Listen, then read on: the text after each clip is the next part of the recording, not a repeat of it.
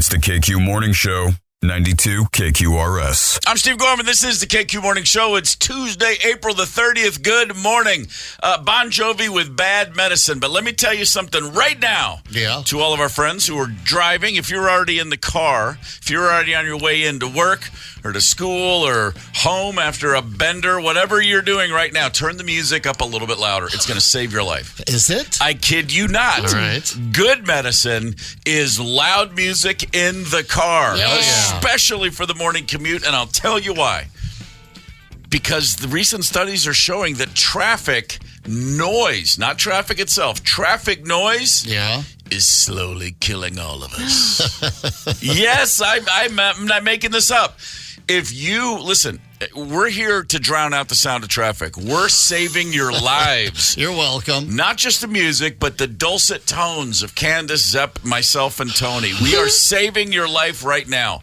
Too much traffic noise is literally, slowly but surely, putting us all 6 feet under. A whole bunch of researchers, smarty pants, guys in white lab coats at the University of Pennsylvania. Now that's Ivy League, as well as in conjunction with a bunch of folks in Europe. They're studying to see how the sound of traffic affects our health. Right. And as I say, not good. The sound of horns and engines revving and brakes slamming causes significant stress. All of those sounds individually are stressors. A car horn, a car race, a racing engine, and then brakes, and the tires going. All of those things individually, if you hear one in any context, you're immediately on alert. Well, the combined impact of all of those sounds, and on a good morning commute, you're probably going to hear at least all of them once. There's one right there. You're stressing our listeners. I have been called out by our listeners before for playing this. I used to years ago, and they said every time you play that damn thing, I flinch. That's it. Heart disease, strokes, other issues long term. Now, listen, it's not just in the commute, okay? Yeah. The worst impact is anybody who lives in an area with heavy traffic, and if those noises actually bring you out of sleep, then your whole day, and a lot of people don't recognize, I've been off all day. Well, did the sound of a car horn wake you up? That will set you off. That'll take your whole day right away from you. Yeah, I get it. I mean, there's nothing exciting about traffic. I mean, you don't get used to the sound of traffic. It's not like the waves crashing on the beach or something like that. Not at all. It's jarring, and it's usually some a-holes, trying to piss you off. See? Anytime you hear a horn honk, if it's someone else, it'll still make me angry. Yeah, see, that's how that works. The stress releases a little something they call free radicals in your body. You hear they say stress will kill you, and there is some science to that. Free radicals, unstable atoms that damage cells, cause illness and aging, and also that combined with a lack of sleep causes inflammation, which causes high blood pressure. It's a whole set of dominoes, baby. Thank God. So the study is saying for urban areas, cities really need to look at more ways to reduce noise pollution. A related study says for every 10 dBs of excessive noise, your risk of cardiovascular disease increased by 3%. Here's the point I'm making. We're here for you. Keep the radio up loud. Try to ignore the sounds of traffic. Get to work. Put in some earplugs if you need to. Not behind the wheel. No. But I'm saying, but as soon as you can, just get those sounds out of your brain. But if the sound of screeching tires or of an actual fender bender or of a siren or of a horn, if that's what wakes you up, get up, acknowledge it, and then try to work past it, because it'll simmer all day long if you don't acknowledge it. Just crank it. Crank the tunes. I mean, that's pretty much the answer for everything. That is the answer for everything. If I get home and I'm pissed off, there's nothing like just cranking the tunes. I have that old turntable in the Pioneer with the Advent speakers and the 15-inch woofers. Nice. That cures everything. It does. It pisses my neighbors off, but it cures what ills me. See, you're doing your best to avoid the sounds of traffic. Your neighbors then have to avoid the sound of your stereo. It's what we all have crosses to bear. What if I want to listen to Traffic? Can I listen to Traffic the band? If you want to listen to Traffic the band, that's all right. But just make sure it's louder. Perhaps. Just make sure it's louder than the traffic outside.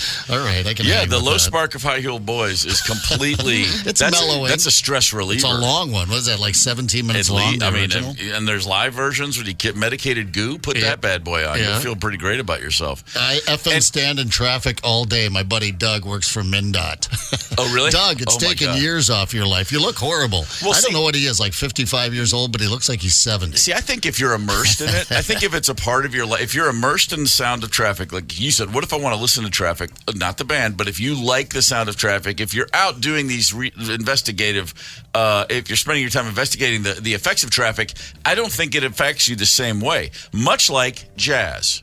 If you're listening to jazz and focusing on jazz, it can take you to the stars. If it's background music, right, it can completely make you want to peel your skin off. Yeah, there's like if it's forced upon me, like in a store, and that's not good jazz. That's the Muzak jazz, the elevator jazz. It starts to get on my nerves after a while. I think plunking in my brain. I think any jazz, anything that has off time signatures and change of time signatures, and you could put on a Miles record or a Coltrane record, what people think of as classic jazz. If it's just loud enough so you can kind of hear it, that it'll drive you crazy. It'll make your teeth want to fall out. Right. If you can focus on it, and if it's loud enough to fully take in all 5 instruments, well, then you got yourself a stew, as they say. But yeah, jazz, under the radar jazz, and with my hearing, a lot of things are under the radar. But then it's like starts to slowly creep, and you're like, oh my god, because all I'm hearing is the rim shot in off time, or I'm just hearing the occasional high bass note. Yeah, and it's just like, what is happening? It makes me absolutely crazy. And the key to all of this is, of course, if you are listening to us right now on your drive in, and we're making you feel good, chances are you will not then throw pasta at another driver. What was that last week? We did the story of that cat that threw spaghetti at someone. That's right. Traffic. There was a spaghetti incident on the road, and I'm sorry to say, there's been another spaghetti incident on the road. What the hell is wrong with people? I'm not really sure, but we'll spare you the wait and let you know. The pasta wars have awoken again, and we're doing our best to try to keep that from happening here in the Twin Cities. We'll give you the details in just a few. Hang tight.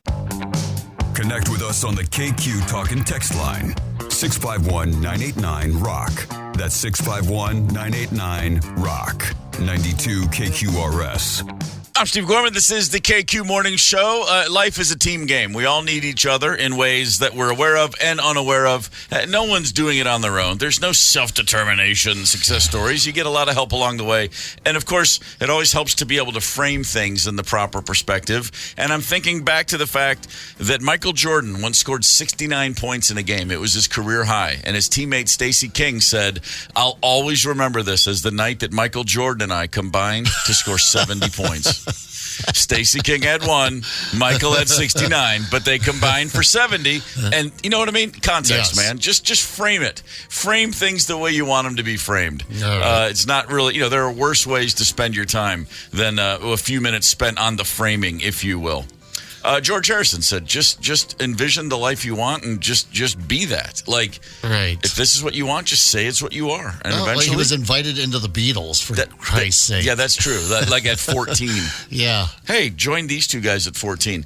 We've already mentioned the fact that you can thank us whenever you want for saving your life, because traffic noise slowly but surely seeps into the central nervous system and it makes us all a mess. And loud music, hanging out with me, Zeb, Candace, and Tony in the morning, these things are helpful for you. And of course, the goal, as always, is to avoid getting to the place on your morning drive where you feel like getting revenge on somebody. Road rage is one of those things. We had a conversation probably a week ago, late in the show, and my God, the phones just exploded.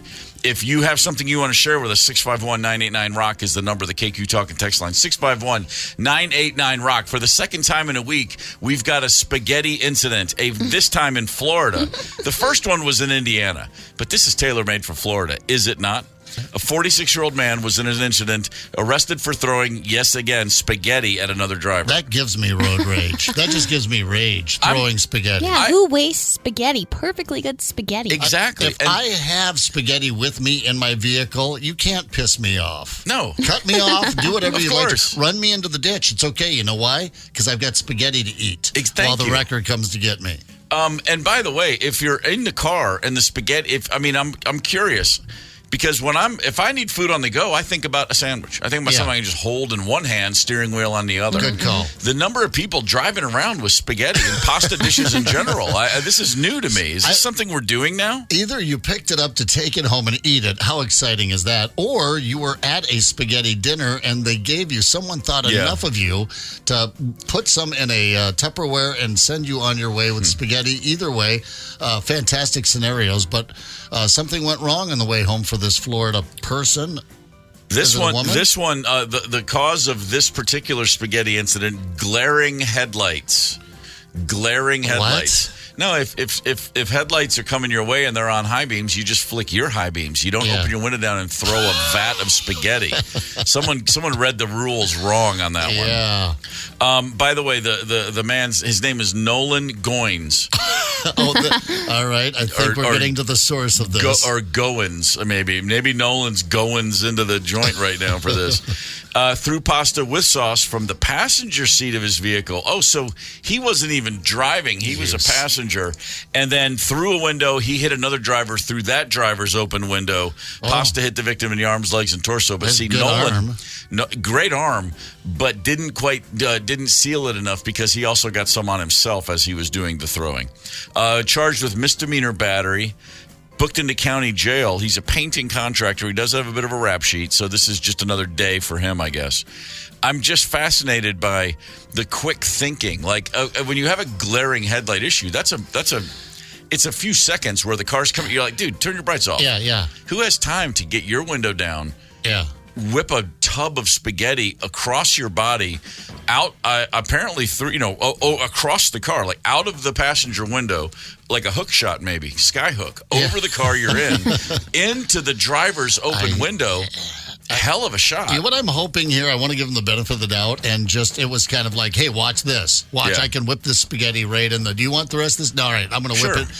Because if you're angry, first of all, of the high beams, you're in the passenger seat. Yeah. Close your freaking eyes. Yeah, what do you care? Look down. What do you care? Yeah, I'm looking at a mugshot of Nolan here. He's not balding, but he has a buzz shave. Yeah. That just suggests anger. Sure. I'm just shaving my head. I'm angry.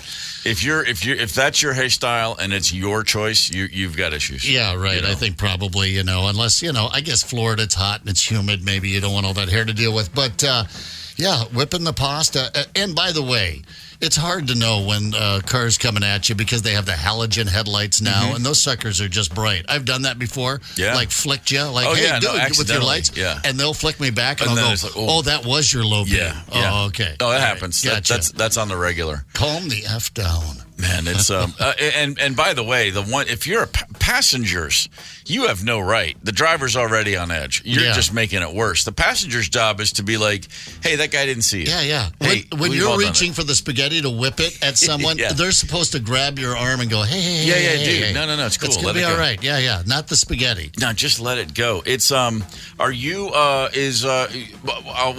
don't even, I don't know. Here's the deal. Rosemary has almost broken both her ankles hitting the brakes in the passenger seat so hard, but for no reason. Way before she needs to worry. Do you remember driver's ed? And the driver teacher had that brake on that side. I don't know if you guys had that or not, but yeah, ours was the football coach. I didn't have our that. Driver's ed teacher, and they have that special car where they have a brake on their side. Didn't have it. You don't want a football coach to have that power. No. He just wants to just slam on that thing to see you bounce. Reaction times. Yeah, your head off the steering wheel. So if Rosemary had one of those, you guys would have been through the windshield. To this day, if I drive with my mom, it'll be the whole car ride. Yeah. You know what I get? I get the old grab of the dash, or the mom move where she'll throw her hand over to stop me. The arm goes short. The arm, she's going to protect me or something like that. And I'm the one driving. I'm like, oh, relax. I'm not driving that poorly. I am a big. I like most drivers. I think I can control the roads, and I see everything before. I feel I'm playing chess on a checkers board like an idiot because you overthink these things. But I do feel like I have a pretty good sense of that guy's brake lights are on, but he's actually not touching. He's not slowing down. He's just got his foot enough on his brake that his lights are on, but he's not slowing down. Yeah, he's just still cruising. Right. The second a brake light comes on in front of us, Rosemary's like, "What?" I'm like, "Babe, first of all, the guy's 400 yards in front of us. Secondly, his car hasn't slowed down one iota. He's just waiting to use his brakes. All he's got is illumination. That's it." And she's like, "Oh, and you could just see that going 41 miles an hour." I'm like, "Yes, I can." And then, so far, so good. But the day's going to come where I mess that up, and then it'll be all over. Crunch. Yeah, you get a little close. Then you have to slam on the brakes, and then you're going to get the leer, the look. But then again, the reason this happens so often is because I can't be in the passenger seat. I'm the worst. When Rosemary and I have done the Nashville to Minnesota or back drive, that's 900 miles. All 900 right here, because I'm really just uncomfortable sitting in a car for that long. And the only way I stay awake or sane is to be driving. It gives me something to do. Sitting in a passenger seat. If I'm in a what's the biggest, an excursion, one of those giant SUVs with all the room I would ever need, I'm still really I can't last long in the passenger seat. I just can't do it. We need to get you, a Hertz or something. We could let you lay down, put a little mattress back there for you. Well, that would be I could do that easier than sit in the front seat of a car in the passenger seat. I'd absolutely lay in the back of a Hertz. One of those big conversion van. Perhaps. I spent years on a tour bus, very well versed at getting into a tiny cramped bunk and just going out. Okay, I was wondering if it was a control thing, because that's what it is for me. Probably is, yeah. There's that too. I blame my knees, but it's really just control. Yeah. I like to drive. Yeah, I let people drive. I mean, I end up doing usually most of the driving, but I have no problem not only grabbing the passenger seat, but I can fall asleep right away. Oh, you're like a little passenger princess. I am. I just curl up and start snoring away. My dream travel companion. My son and I drove out to L.A. last summer in his Toyota Corolla, and he did one shift, and I couldn't take it. I was like, "Sorry, man." And he's a great driver. It really is. He is a wonderful driver, but I'm just sitting in that little seat, and I was like, I'm sorry, bud. I gotta overrule you here. But it was a fine trip anyway. And speaking of LA, speaking of California, it's almost time for the Mike Evans Hollywood Report. He'll be back in just a few minutes. Hang tight. Connect with us on the KQ Talk and Text line. 651-989-ROCK. That's 651-989-ROCK. 92 KQRS. I'm Steve Gorman. This is the KQ Morning Show. It's time to go west, old man. The Mike Evans Hollywood Report. See if I can't cook one up here. I don't know what I was playing. Some Led Zeppelin there. Hey, good morning, Minneapolis, St. Paul. Good morning, guys, and the lovely Candace. It's Tuesday. You know what that means. $6 for any movie at Marcus Theaters. Exclusively at Marcus Theaters. Some great movies are playing. Play a little hooky. Go to Marcus Theaters for only $6. See a movie you've been wanting to see, haven't had time. Or maybe not the money, but you have no excuse now. That is Marcus Theaters. Boy, I got a lot of television news for you today. We start off with some good news, bad news, and both involve the Peacock streaming network. The good news, they will be covering all the Olympic events live from Paris in late July, from the beginning to the end, 24/7 coverage. I mean, there's never been such great coverage like that. Now, the bad news, new subscribers to Peacock ahead of the Olympics are going to have to pay much more higher prices to subscribe. More bad news, and this involves Ellen DeGeneres. Oh, boy. Who says she's been kicked out of show business because some accused her of being demanding, mean, nasty, and toxic. Well, let me clear this up.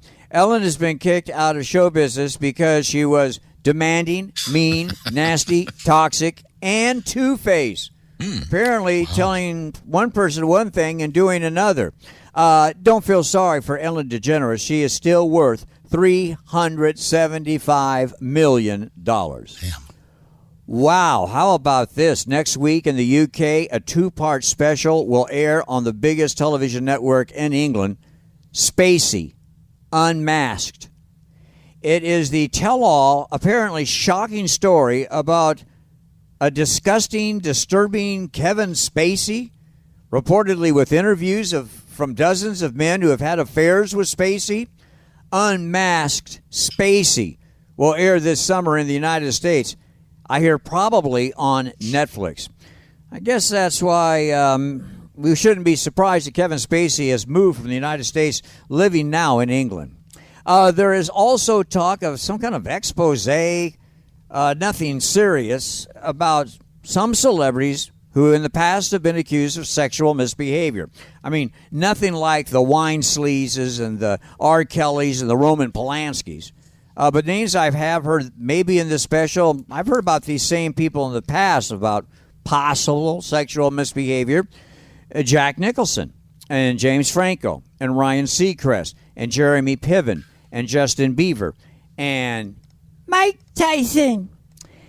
And Jerry Seinfeld is speaking out, saying the comedy on television is dead. And he's blaming the reason that comedy on television is dead. I'm going to quote exactly why Jerry Seinfeld says TV comedy is dead. He blames, and I quote, the extreme left, crazy wokeness, PC crap, and everybody worrying what they say might offend somebody. End quote. Those are the exact words used by Jerry Seinfeld. You know what? TV isn't as funny as it used to be. I agree. Hey, have a great day. We'll talk to you tomorrow. See ya. I mean, what's a guy like Larry David supposed to do when he... Oh, wait, no. He just had a 25-year run with the most offensive show in history of television. Yeah, comedy is booming, by the way. By the way, TV... Something I have to admit. TV is done. I mean, streamers have everything. I mean, TV is a bigger computer screen. In fact, my newer television is a computer. Yeah. It's 100% a computer. I actually have a keyboard, a wireless keyboard hooked up to it. When I get home, I don't open a laptop.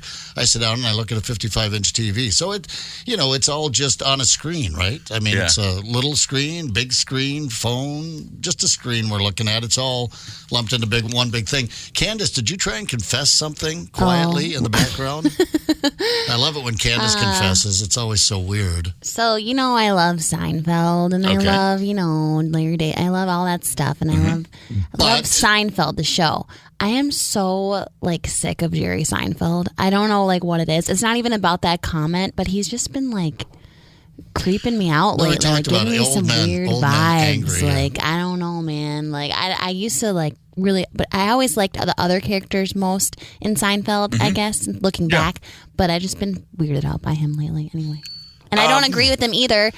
Also, TV might be dying, yes, but there are still shows on TV that then go to streaming. I'm really into The Conners right now. And those, they air on TV first and then they go to Hulu. So it's not totally deceased. Sure. Some people age gracefully. And then some people don't, and then some people never change. He looked right at me when he said that. And then some people don't change one iota, and that's when I look at Seinfeld. I'm like, this is just like talking to him in 1993. Sure. And I think that's part of what it is. It's like change one way or the other, but when you never change a thing, when you still just go about your business in the exact same way, and you still deliver the exact same type of content, and you're still. I mean, I think he's funny, but I get that. It's kind of like, wow, he's just, Yeah. This is a guy who was 38 years old dating a high school senior. Yeah. I mean, I just want to say, there's a couple screws loose in the guy that does what he does. That's sexual misbehavior. Very good at it. That's exactly what I would call that. I don't like all that sexual. I don't know where he was going with sexual misbehavior either. That sounds like fun to me. I like to misbehave sexually as often as I can. Let's look back, shall we? On this day in 1971, the Milwaukee Bucks won an NBA title. The Big O, Oscar Robertson, and 24-year-old Lou Alcindor, soon to be Kareem Abdul-Jabbar, beat the, wait for it, Baltimore Bullets in the NBA Finals. Yeah. The Washington Wizards used to be the Washington Bullets, and they used to be the Baltimore Bullets. Think about that. And by the way, the Baltimore Bullets name goes back to the 50s. It was just a good use of alliteration. Yeah. Where did the Baltimore Bullets come from? They came from Chicago, where they started life known as I'm not making this up, the Chicago Packers. What? Oh, well, yeah, I mean, it's huge. I mean, it was meatpacking in Chicago. Much bigger than actually Green Bay. That was the meatpacking capital of the world. But it was. But the fans were like, why would you call a team in Chicago the Packers? It was a real source of contention. They went from Chicago Packers to Chicago Zephyrs.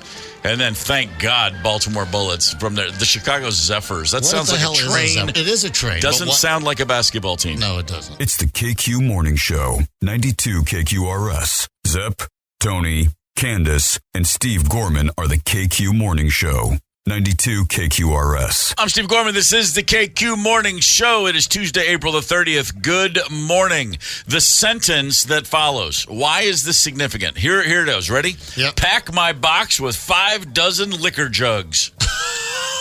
Why is that a good sentence? Pack my box with 5 dozen liquor jugs. There's a lot going on in there, but I'm immediately excited about the prospects. Well, that sentence contains every letter of the English alphabet. Oh, that's not where I was going. No, I mean, I'm hearing box and jugs and liquor and some of my favorite words. Yeah, I just wanted to throw you off the trail right there. You totally did, yeah. So if you're learning to type, pack my box with 5 dozen liquor jugs.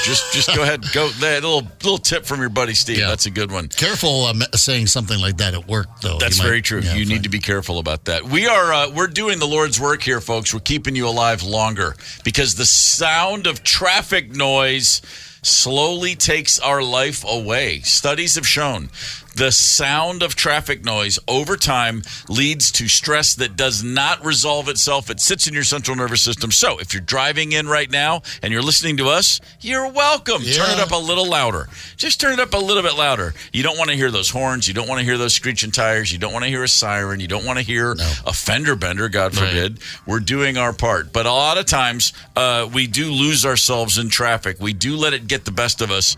As a man in Florida did this week for the second time in 2 weeks, we've got a road rage incident, specifically a Guns N' Roses reference spaghetti incident. Yet another driver was pissed off on the road and threw a tub of spaghetti at the offending at his foe on the streets. A headlight dispute, a glaring bright light dispute led to another tub of spaghetti being tossed. This one from a passenger seat into an open driver's window, covering a man with spaghetti. I mean, the Vikes could use him, right? He's got a gun. Absolutely, he's got a gun. So along the way, we've all probably thought about throwing tubs of pasta at each other. Most of us resist the urge. 651-989-ROCK is the KQ Talk and Text line. If you want to give us a shout and confess your road rage secrets, we are here for you. Do we have anybody right now on the horn, Candace? Yeah, let's talk to Dave from Andover. Dave, good morning. Hey, great listening to you guys every single day. I'm an old retired guy, so I got plenty of time. Well, thank you, Dave. And I've been listening to KQ since before Tom Bernard, back when Nancy Rosen was on the air. Attaboy. You're a lifer. It was an AM and FM. It used to be a 1440 AM, yeah. And 1440 AM. Yeah. Oh, yeah, those were back in the days, yeah. I was a professional driver for over 30 years. I drove everything on the road. But way back in the day, I lived on the east side of St. Paul. I was coming across the Lafayette Bridge, and at the time, I was just driving an old beater. It was a 66 Plymouth Fury. Big old steel car with a big old steel bumper. Yeah. And there were, I think maybe 3 guys. I think they were in a Ford Torino. And somehow or another, we got into it coming across the bridge. And I don't know if I passed them or whatever. Anyway, and I ended up ahead of them, and they were tailgating me, and right on my rear end. So as we got close to the north end of the Lafayette Bridge, there's a traffic signal there. So I just slammed my brakes on. So naturally the rear end of my old beater went way up in the air, and they smashed right into that big old steel bumper. Sure they probably did. Knocked their headlights out, their grill, everything. And I just canned it, took off, and took my butt way up into the east side because I knew the streets, and I just took took off and left them sitting. Yeah, you know, back in the day, Dave, you could do that with those old cars because you're right. They were big, they were heavy, they were steel. I mean, you take those things out into a demolition derby and you've got a good hour of just running into other cars. But these days, you know, one computer chip goes out and you're dead on the road. But so you don't know how that turned out. You didn't run into... Well, I didn't stick around. Like I said, it smashed the front end of their car up probably pretty good. I bet you there were 3 guys driving around St. Paul for the rest of their lives looking for that Fury. Oh, yeah. With rear end damage. Well, that never happened from it. That's great stuff, Dave. And by the way, thank you for the story. Thank you for listening all those years, man. That means the world to us. I'm Cheers. still hanging in there. I say I'm 75, about turned 76 this summer. We appreciate it, brother. I'm still kicking. Right on. Thank you, Dave. That's because you listen to the radio, man. He's not only saving his life, but look how young he sounds. Listen to how young he sounds. Yeah. 75. That's you're just getting started. You're Yeah. still just. That's what my mom would tell you. My mom's turning 96 this month. Wow. That's got to be genetics. I don't know. I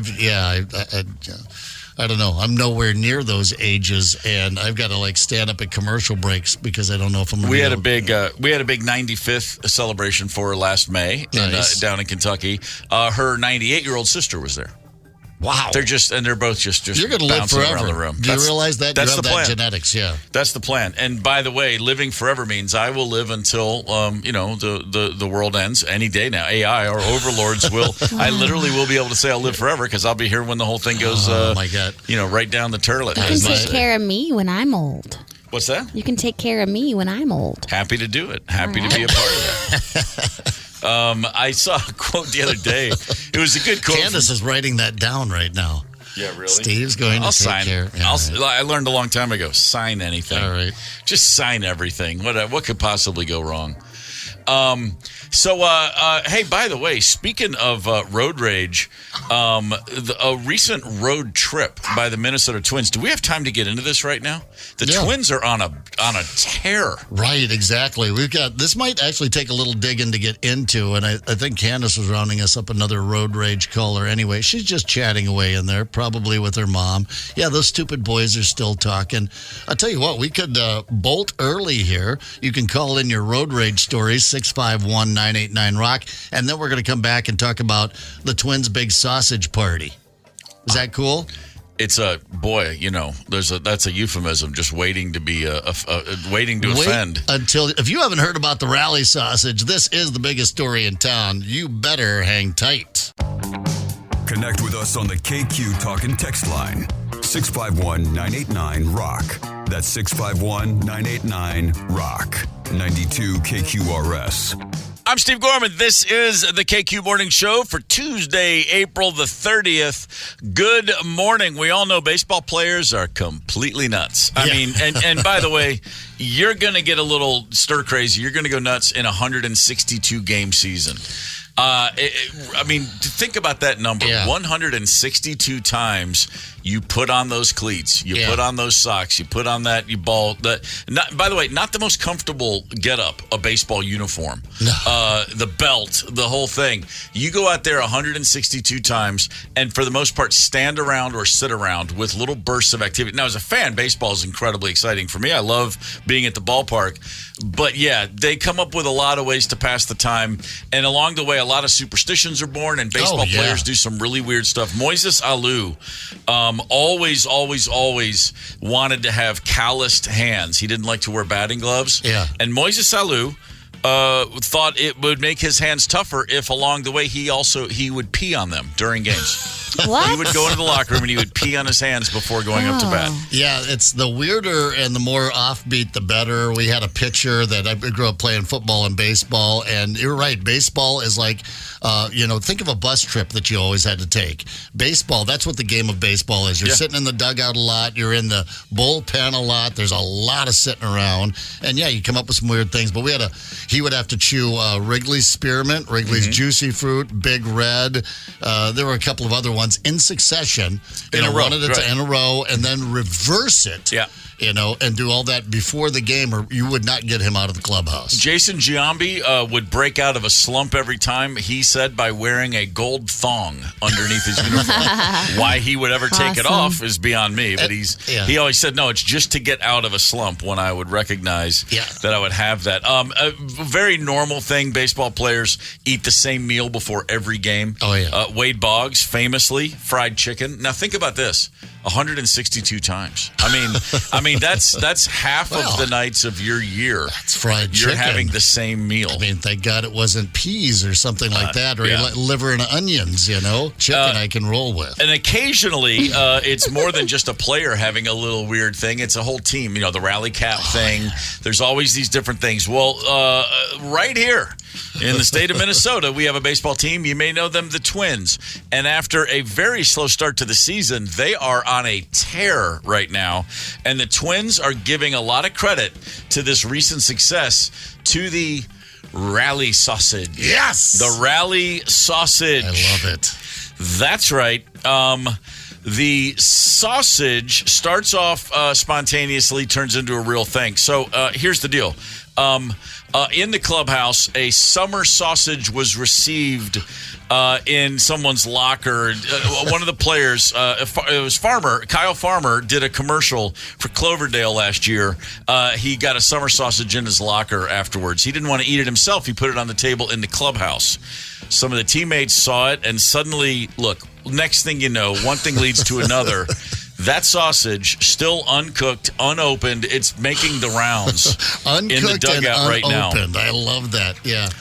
The team is crediting that anytime everybody that has to touch the sausage before you go into before you take your at-bat. Yeah. So now there's a summer sausage that's being passed around in the dugout. Works like a charm, apparently. Hell, 8 in a row, baby. 8 in a row since the sausage. And just smoking the hits. Yeah. Smoking the hits, not smoking the sausage. No. It's still in its nascent state. So we have a little bit of audio, do we not? We've got some of the players. This is the full explanation of it, so we're going to let it run on here for about a minute and a half. Ryan Jeffers, the catcher, is the keeper of the sausage, and then someone stuck a mic in Rocco Baldelli's face. Here we go. Yeah, there's no real good way to talk about our home run sausage without sounding like a middle schooler. But it's fun, in a long season like this, in 162 games, to find ways to have fun. It happened organically. It happened. It might have been an organic sausage, might have been a grass-fed sausage, but we're having fun with it. Yeah, we're a little worried. We're a little worried the food safety department might come knock our door down anytime soon. But we're working on some backup sausages as we speak, just in case something happens. I promise you, if that thing opens, you'll make sure the dugout will scatter. It's a summer tangy sausage is what it is. I actually looked at the package yesterday.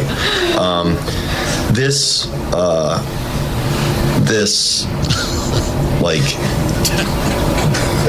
it's bringing us a lot of hits and runs and stuff, so I'm all for it. I mean, for anyone that hasn't been following, it's a substantial packaged, sausage that Jeffers has been carrying around in his bag and throwing at people when we score runs and hit homers. So I'm all for it. I'm slightly concerned as I'm not even an adult, but slightly concerned as more of an adult than maybe some of the people in the other room, that the package is going to open up and the thing hasn't been refrigerated in many days. And there's no doubt that when that thing opens up, whoever's touching it is in deep trouble. Deep trouble. That thing is there's no doubt in my mind that we are carrying around something that is very, very unhealthy to the human body. See, this is what happens when you take away the chew. Take away the cigarettes from the dugout, Next thing you know, you got 162 games with a sausage making the rounds. So it's a see-through plastic package, and this thing it's like the size of Candace's forearm, It's a big sausage, and it is going to burst open. Like I said, they're working on the backup sausage, and because baseball is such a mental approach. Of course, there is to every sport, but sure. With baseball, when you come to a plate, that's a whole different thing. Trying to hit a major league fastball, I can't can't even. I mean, trying to hit a Legion fastball is a big deal. So, Forget it. and then being the pitcher, so everything, and then you're constantly thinking and shifting out there. So you've got to think. So whatever can put your mind, give you that focus. And this time it's a sausage. It's the rally sausage. I think they're going to have to. They're going to have to, vacuum pack this thing. They're going to have to go to another wrapping. They'll unwrap it with gloves and masks, but then put it back into a vacuum sealant. Yeah, there's no. I want to see this team in the postseason still with the original sausage. I want this to carry through the whole season. I'm going to try this out, Forget the stones and the crystals. I'll just put some sausage in my cleavage. Easy. Wow. Somewhere in there's season tickets for you, Candace. If you play your cards right, Something tells me the sausage cleavage, sausage. We can come up with a way to combine the two concepts, and you'll be more than welcome in the. Oh my I'll God. do anything at this point. Oh, that's for Twins tickets or for something else. What are we desperate for? Just to make it another day, Steve. We're blurring the lines here. Candace will do anything for your rally sausage. Candace, your hometown Minnesota Twins on Sunday played their 10,000th game all time. Wow. 10,000th game. So my question to you, Candace Wheeler, take a guess. How many of those games have the Twins won out of 10,000? Wow. Let's go 7,000. I knew Candace would go well over 500 ball. I guessed 4,100. The answer is 4,968. So they have. I won the Judas Priest tickets. I'm closer. They have won almost half their games. That's the nicest way to say that. Yeah. All time. I mean, almost they've been half around their for games. a while, and let's be honest, the Twins have been. They've been a bargain team for a lot of it. The Poleheads don't go out and buy, like in the East, they don't go out and buy championships. They got to put scrappers together. Nope. I mean, that's you're looking at 60 seasons of baseball right there, 60 some odd seasons. Yeah. So, in a sport where if you get a hit 3 of every 10 times, you're a Hall of Famer. I think you can feel about that kind of. Yeah, you're almost a 500 club over the entirety of the existence of the Minnesota Twins. Not bad. There are certainly worse. But this season, I've not been out to the ballpark yet. But I do have plans. I do want to spend a little bit more of my summer at Target Field than I did last year.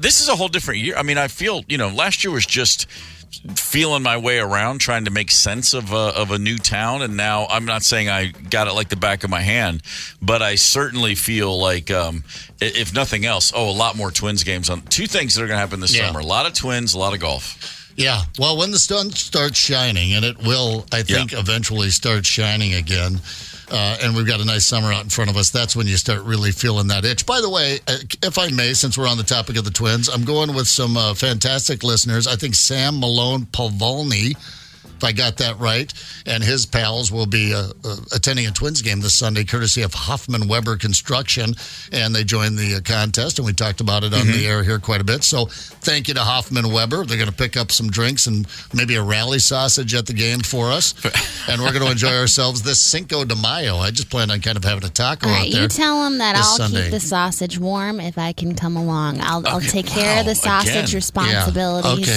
Okay. And because it is Cinco de Mayo on Sunday, you bring the taco, I'll bring the sausage. No, Candace, you can't say things like "I'll keep your sausage warm" on the radio. Okay, you're just not paying attention to what that sounds like. The Twins didn't just decide to have it be a sausage without having people have fun with it. Without having, we got to have some fun, you guys. Okay, all right, very true. I'm you're looking right out for you. That's how these things work, Candace. Just as soon as you get geared up and you buy a sausage T-shirt and "I'll keep your sausage safe" or whatever you're doing over there, they'll lose a couple back to back, and then the rally's over. Then it's over. Then the sausage gets picked. There's a Culture Club song in there somewhere. Isn't there? You already hit us with Spandau Ballet this morning, man. Don't do it. I'm trying to ruin everybody's day. That's exactly What's right. up with you today? I'm not really sure. We were talking earlier about Muddy Waters.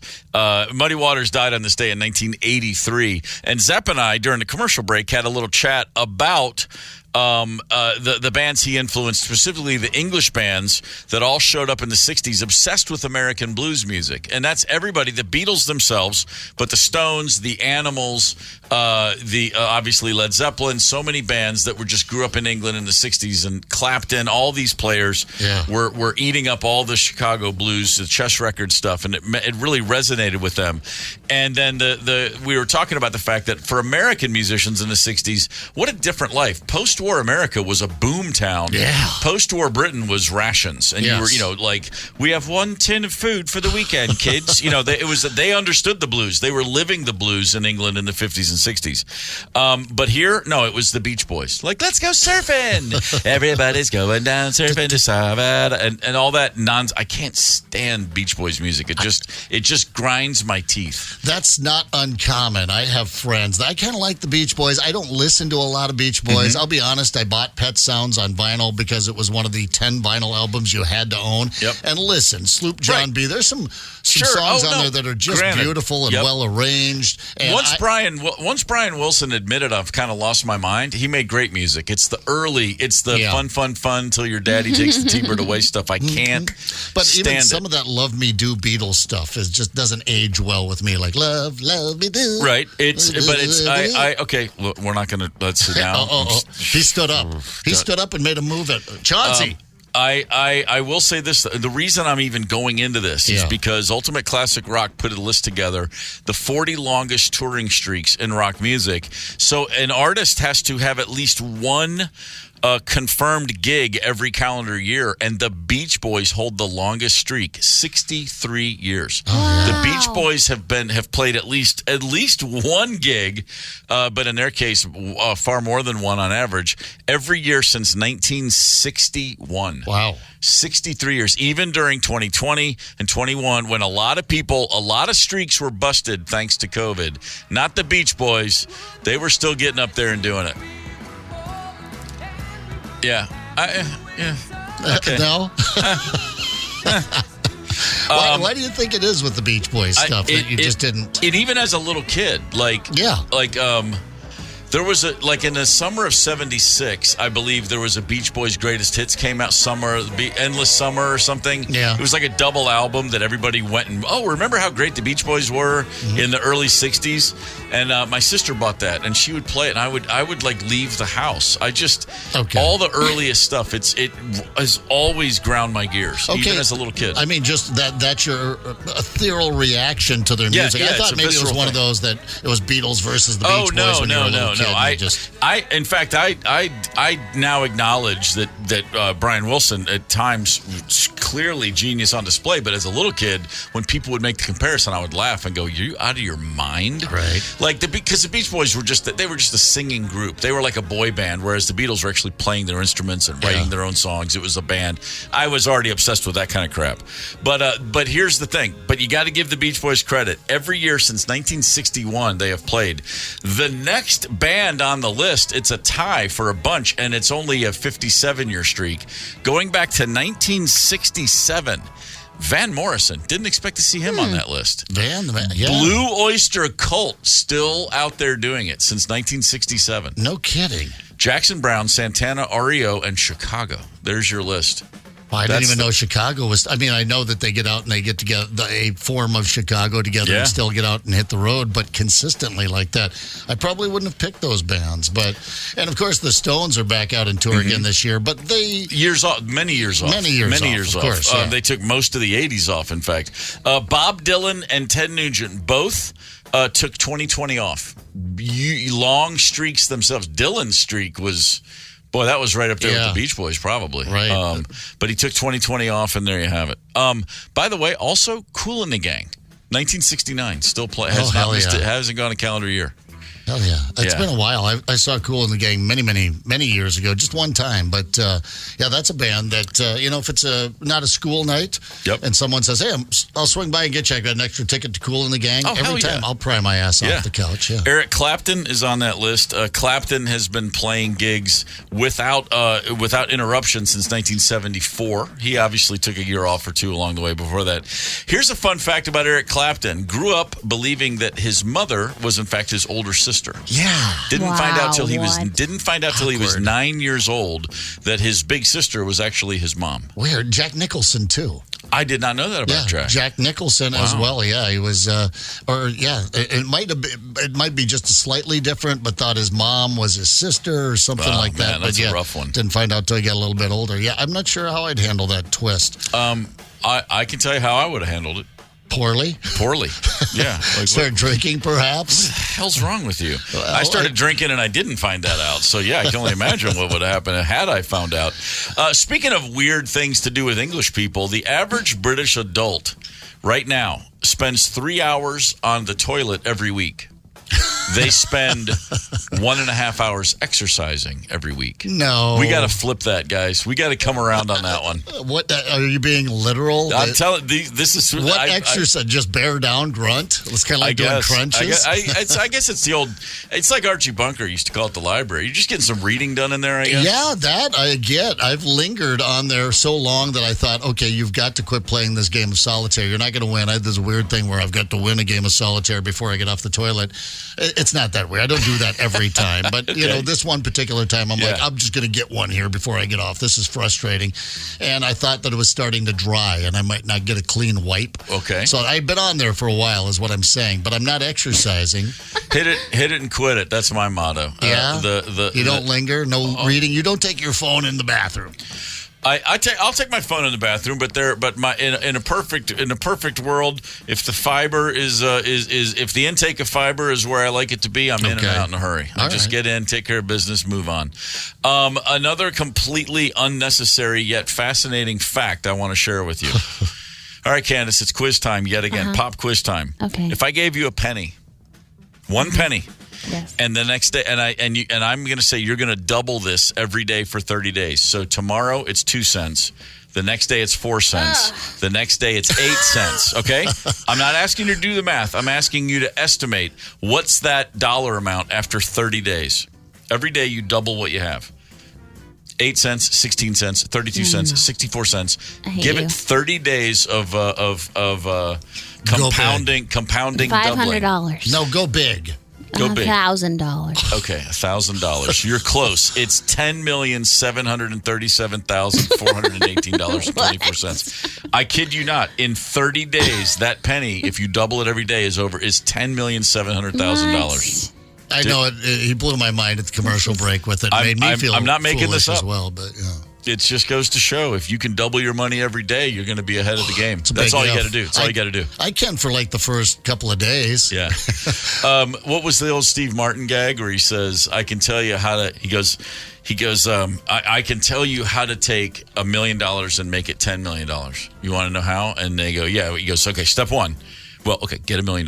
Okay, but step 2. It's like he's also the guy who said, I believe he said, I learned early on, if I have 10,000, he goes, if I have $1, no, what did he say? He goes, if I have $10 and I buy a loaf of bread, I have $9. But if I have $10,000 and I buy a loaf of bread, I still have $10,000. And I remember hearing that as a kid and going, I should probably pay attention to that, but I don't know what he's talking about. And a lot of Steve Martin's comedy, when he blew up with Let's Get Small in the mid-'70s. Yes. I've been thinking about Steve Martin a lot because on Apple TV, there's a 2-part documentary about Steve Martin. Now, have you seen it? No, I haven't, but it's one of those ones that you put on your watch list and you say to yourself out loud, damn it, I'm going to watch this. Big fan. That goes back. That's my first big comedian. I'm in junior high, and Daryl Bowe calls me up and he said, I have a comedy album. And we go over there and we listen to, I forget, maybe it was Let's Get Small, the one with the rabbit ears. That's He's it. on stage. Let's get small. I listened to that and we laughed until we had puked and snot came out of our nose. He was funny on a whole. I had the same experience. Then the jerk came out. Yep. And, I had the same experience. My sister was in high school. I'm in 5th or 6th grade when Let's Get Small comes out, and she had friends come over to the house to listen to the comedy album, and I was allowed to sit in the room with them with high school kids, and I thought it was the funniest thing I'd ever heard. When he first appeared on Saturday Night Live, like we couldn't wait. Like there was this building. Who is this guy? Who is this guy? And if you watch this documentary on Apple, we've only seen the first half. We haven't seen the second half. Yeah. It's amazing because it's pretty clear that his act, he was doing it for years, getting nowhere. And it wasn't really, when you look back on the clips from the early 70s, it's like, Yeah, I don't know. It's not that funny. It's not that interesting. And it's just all about context and timing and what other people were doing. And it's a matter of, call it the 10,000 hours or call it just, like they say, never give up on something because you never know how close you were to breaking through.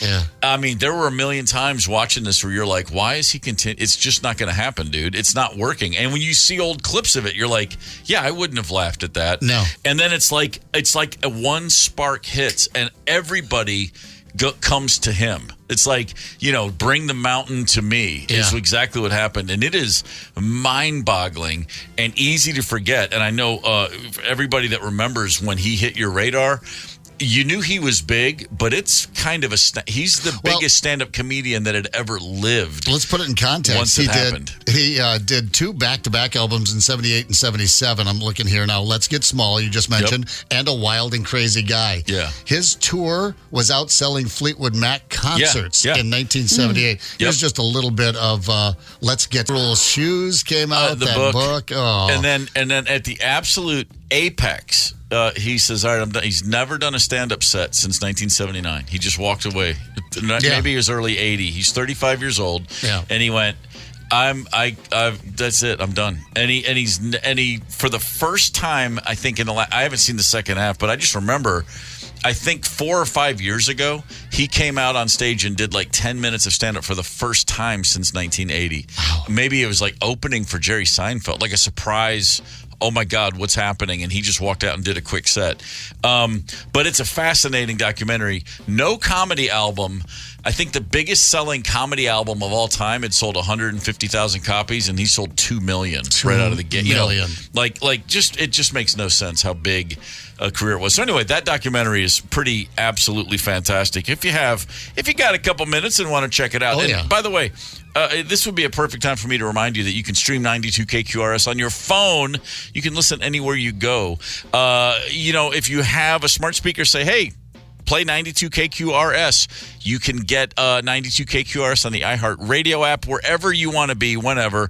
You can keep on listening. How about this? How about Judas Priest tickets? What do you think? Should we give some away? Right now on the KQ92 Talk and Text line, callers 9 and 2, if you please. 651-989-ROCK. We're playing for 92 KQRS presents Judas Priest. Thursday at the Armory. Plus.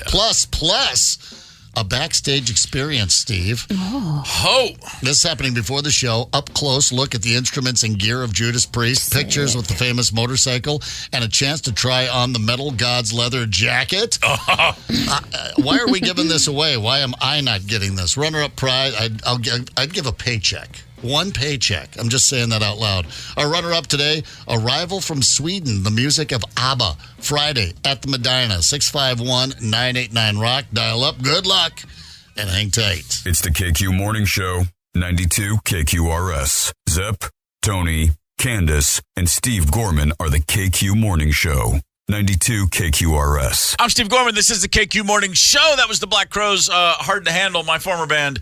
That is, of course, a song by the great Otis Redding. Mm-hmm. We never, of course, met Otis Redding as he died in 1967. Met Otis Redding III, which was Otis Redding's son. Otis was Junior. Okay. The famous Otis was Otis. He was the second Otis Redding. His son was Otis III.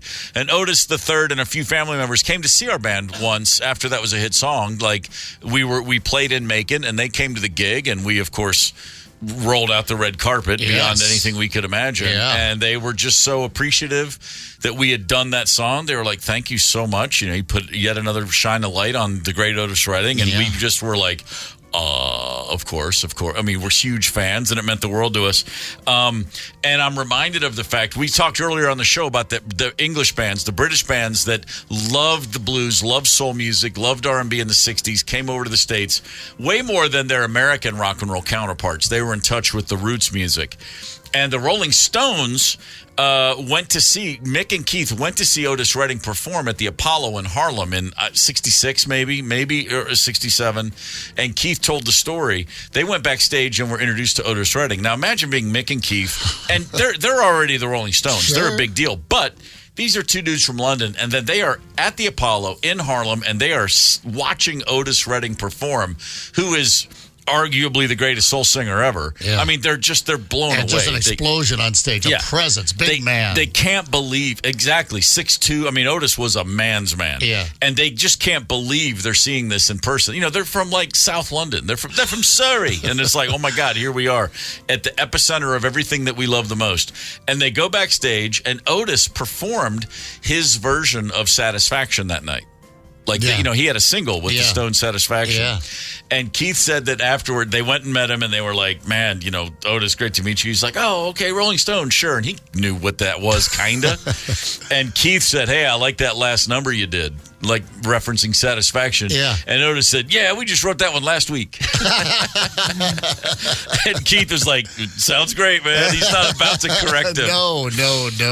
Yeah, we just wrote that last week. He's like, take it. It's yours. Isn't it amazing that English musicians had to be, or American musicians rather, had to be influenced through English musicians being influenced by the blues? Yeah. So in other words, our rhythm and blues from the southeast delta finally made it to American musicians through the British invasion. Yeah, exactly. Eventually. We ignored it in our own backyard, and then when it came over with an English accent, it made sense. Yeah. That's exactly how that worked. And then, of course, Otis always said, Otis wrote the song Respect, and then Aretha Franklin did her version of Respect, and it was then her.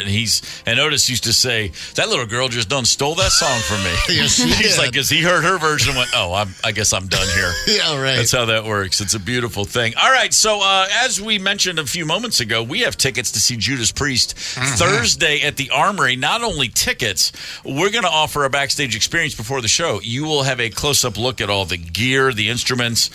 You can get photos taken with the motorcycle. You can put on my man's crazy. leather jacket. What the hell? Yeah, it's kind of crazy. Thursday night at the Armory, Judas Priest. Let's see who is going to win that package. Oh, by the way, runner-up prize, Arrival from Sweden, the music of ABBA. That's Friday at Medina. So here's two sets of tickets worth playing for. Candace, who's contestant? No, oh, wait, hold on. What are we doing today? Yes or BS, right? We're doing yes or BS, just things that make you go, Judas Priest. Oh, yeah. Okay, general. Pretty random. General yes or BS trivia. Candace, who is contestant number one? Taylor from New Prague.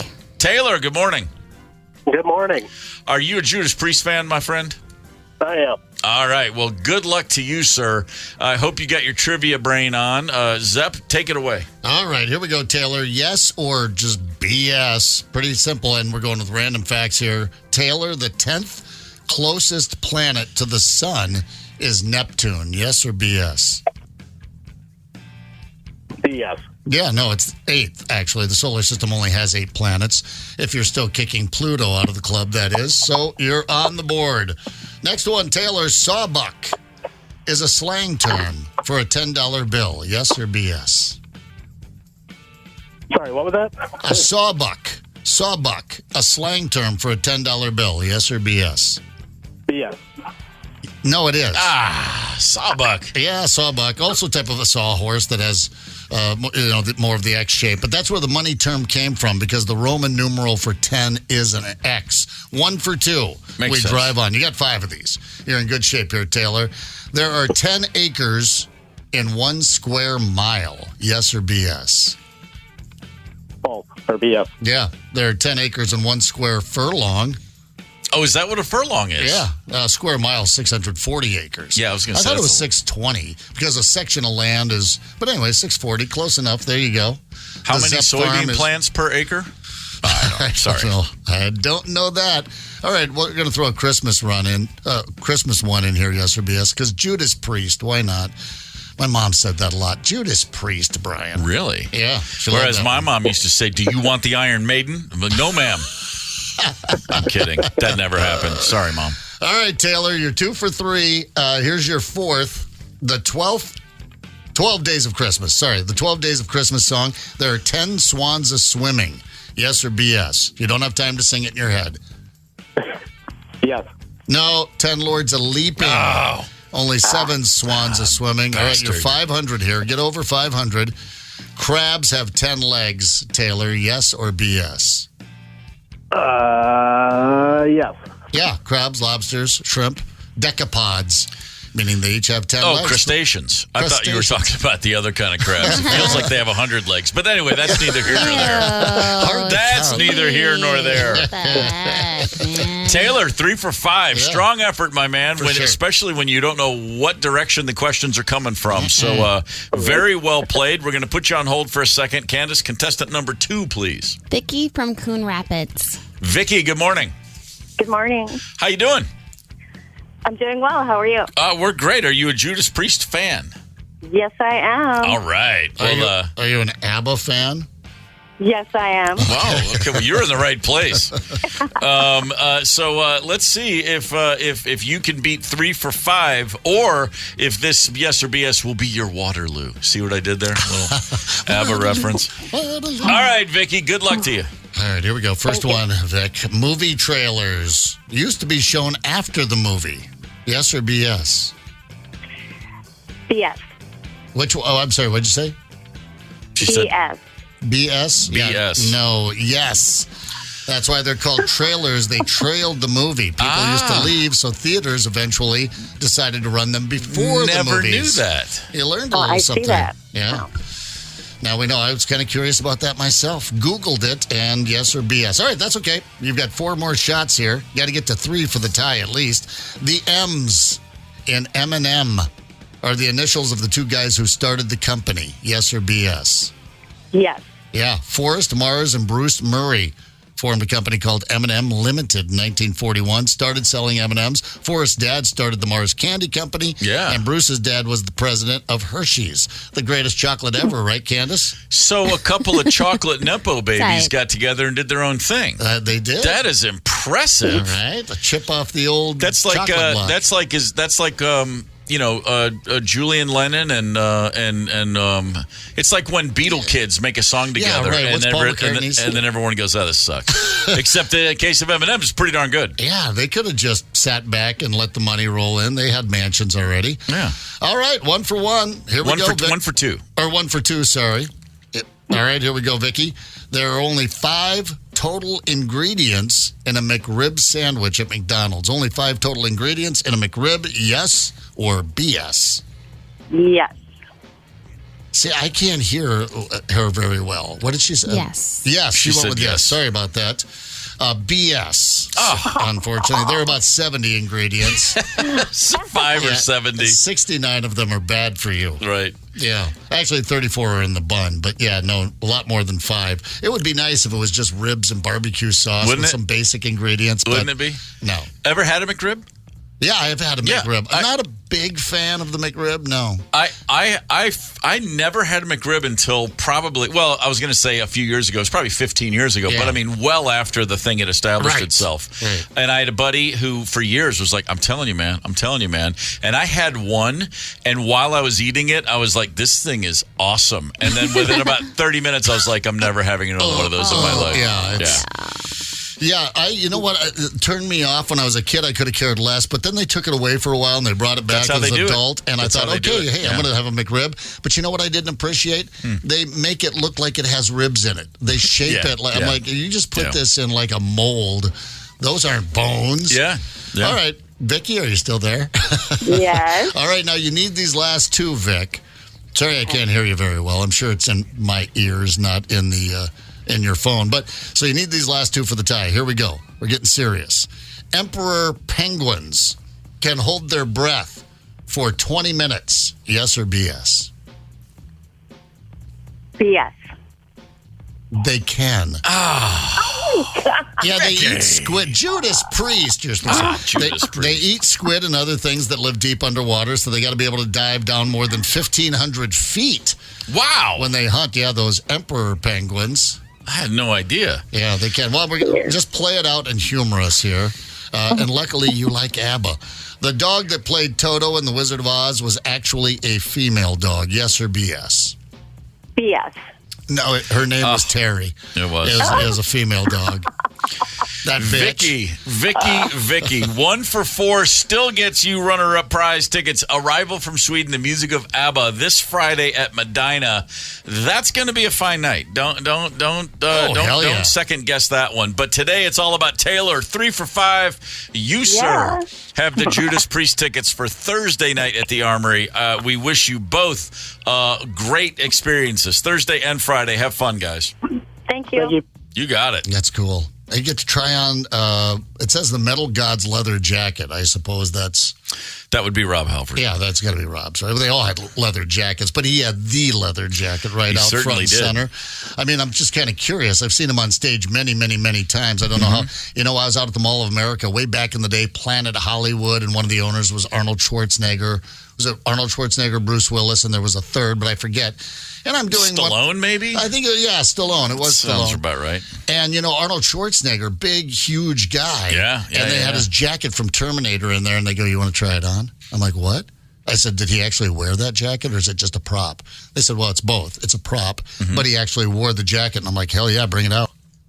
So they bring it out of the case, and I try it on, and I'm not kidding you guys at all. It's a little snug. Yeah, sure. I'm like, it was just a little small like that. And I'm like, oh, my God. Arnold Schwarzenegger, big, huge muscle chest, Mr. Olympia like 25 times. Yeah. And look at me, scrawny little Zepp, and it's a little tight on me. Feeling pretty big about myself. And they're like, yeah, no, that was a prop that his stunt double wore, and it was actually much smaller than him because they would use him in close-up shots, and he couldn't button it anyway. Oh. So it really just took the wind right out of my sails. So, no, he's like 6'2", dude. He's much bigger than you. He kicked sand in my face. I've had a couple of experiences where, and this is not something like putting on a jacket, not as cool, but looking at drum kits. Like, I'm 6'3", and so my whole career I've had people they meet me and they go, oh, you're taller than I thought. And it's like, well, I'm sitting down. Like the assumption is that you're not going to be 6'3" when you're a drummer, I guess.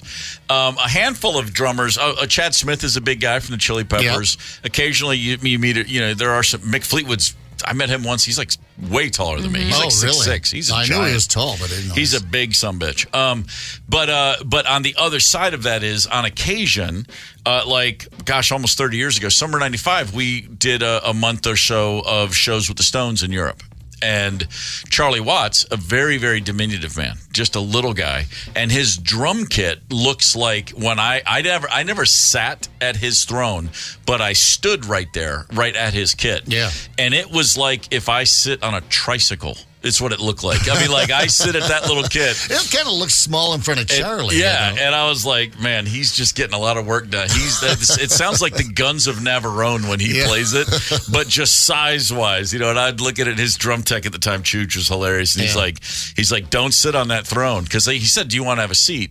Do you want to check out the kit? Like before, I was like, well, of course I want to go see Charlie's kit. And we step up, and he goes, oh, hey, don't sit on it. And Chooch goes, yeah, I didn't realize how big you were. And I go, what do you mean? And he said, so the throne, which is a drummer's stool, chair, they call them thrones. Right.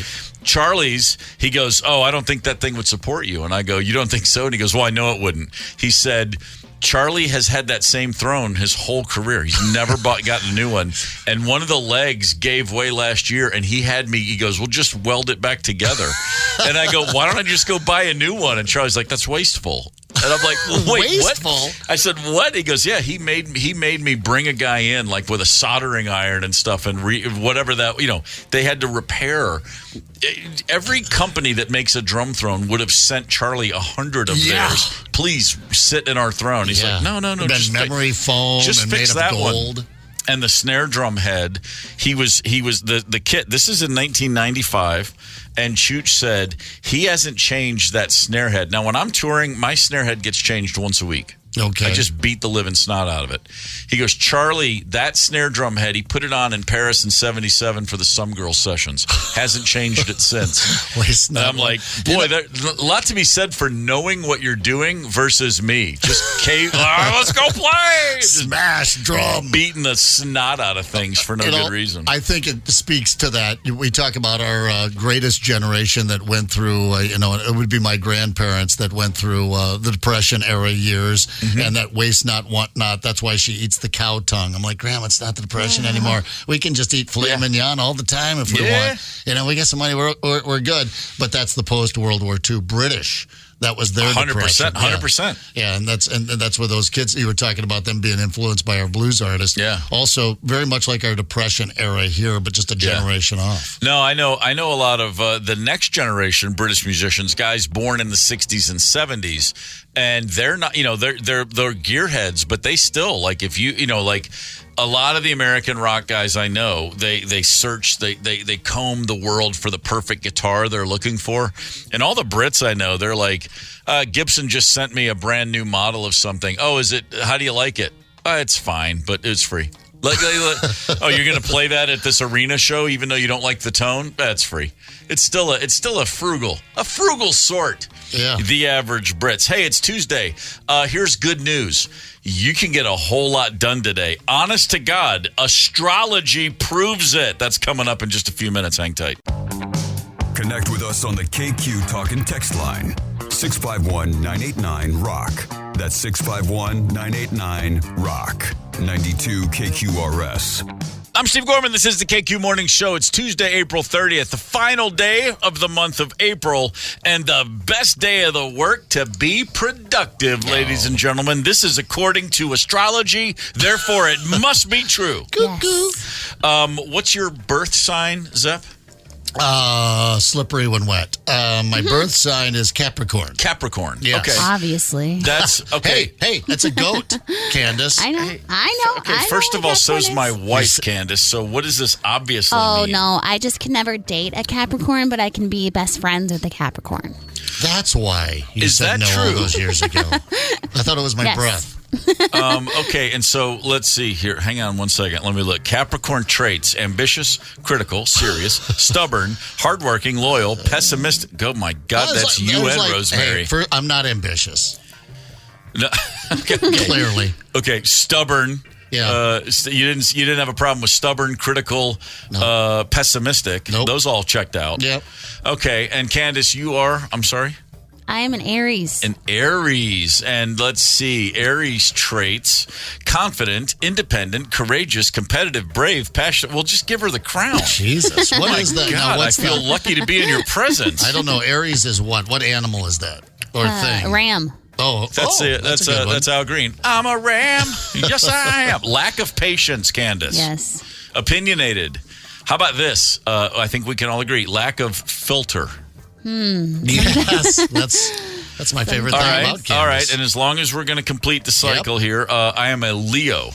That's a lion. I know that one. Generous, confident, natural leader, arrogant, stubborn, creative, loyal, honest. Oh, man, I'm awesome. Okay. Yeah. All right. So there is some accuracy to this astrology stuff. Yeah. So for the record, the fact that I had to Google even what Leo means tells you how much attention I've paid to astrology in my life. However, apparently there is a little something called lunar interference that happens every Monday. The work week really shouldn't involve Monday. We need to have the 3-day weekend because astrology says it's so. Okay. I'm coming around on this astrology stuff. The head astrologist for the New York Post. What a gig.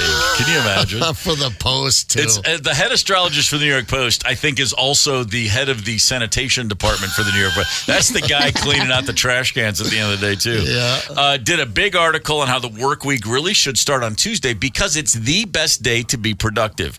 Monday is a better day, according, again, to the New York Post astrologist, to, quote, reflect, record, and set the tone of the days to come.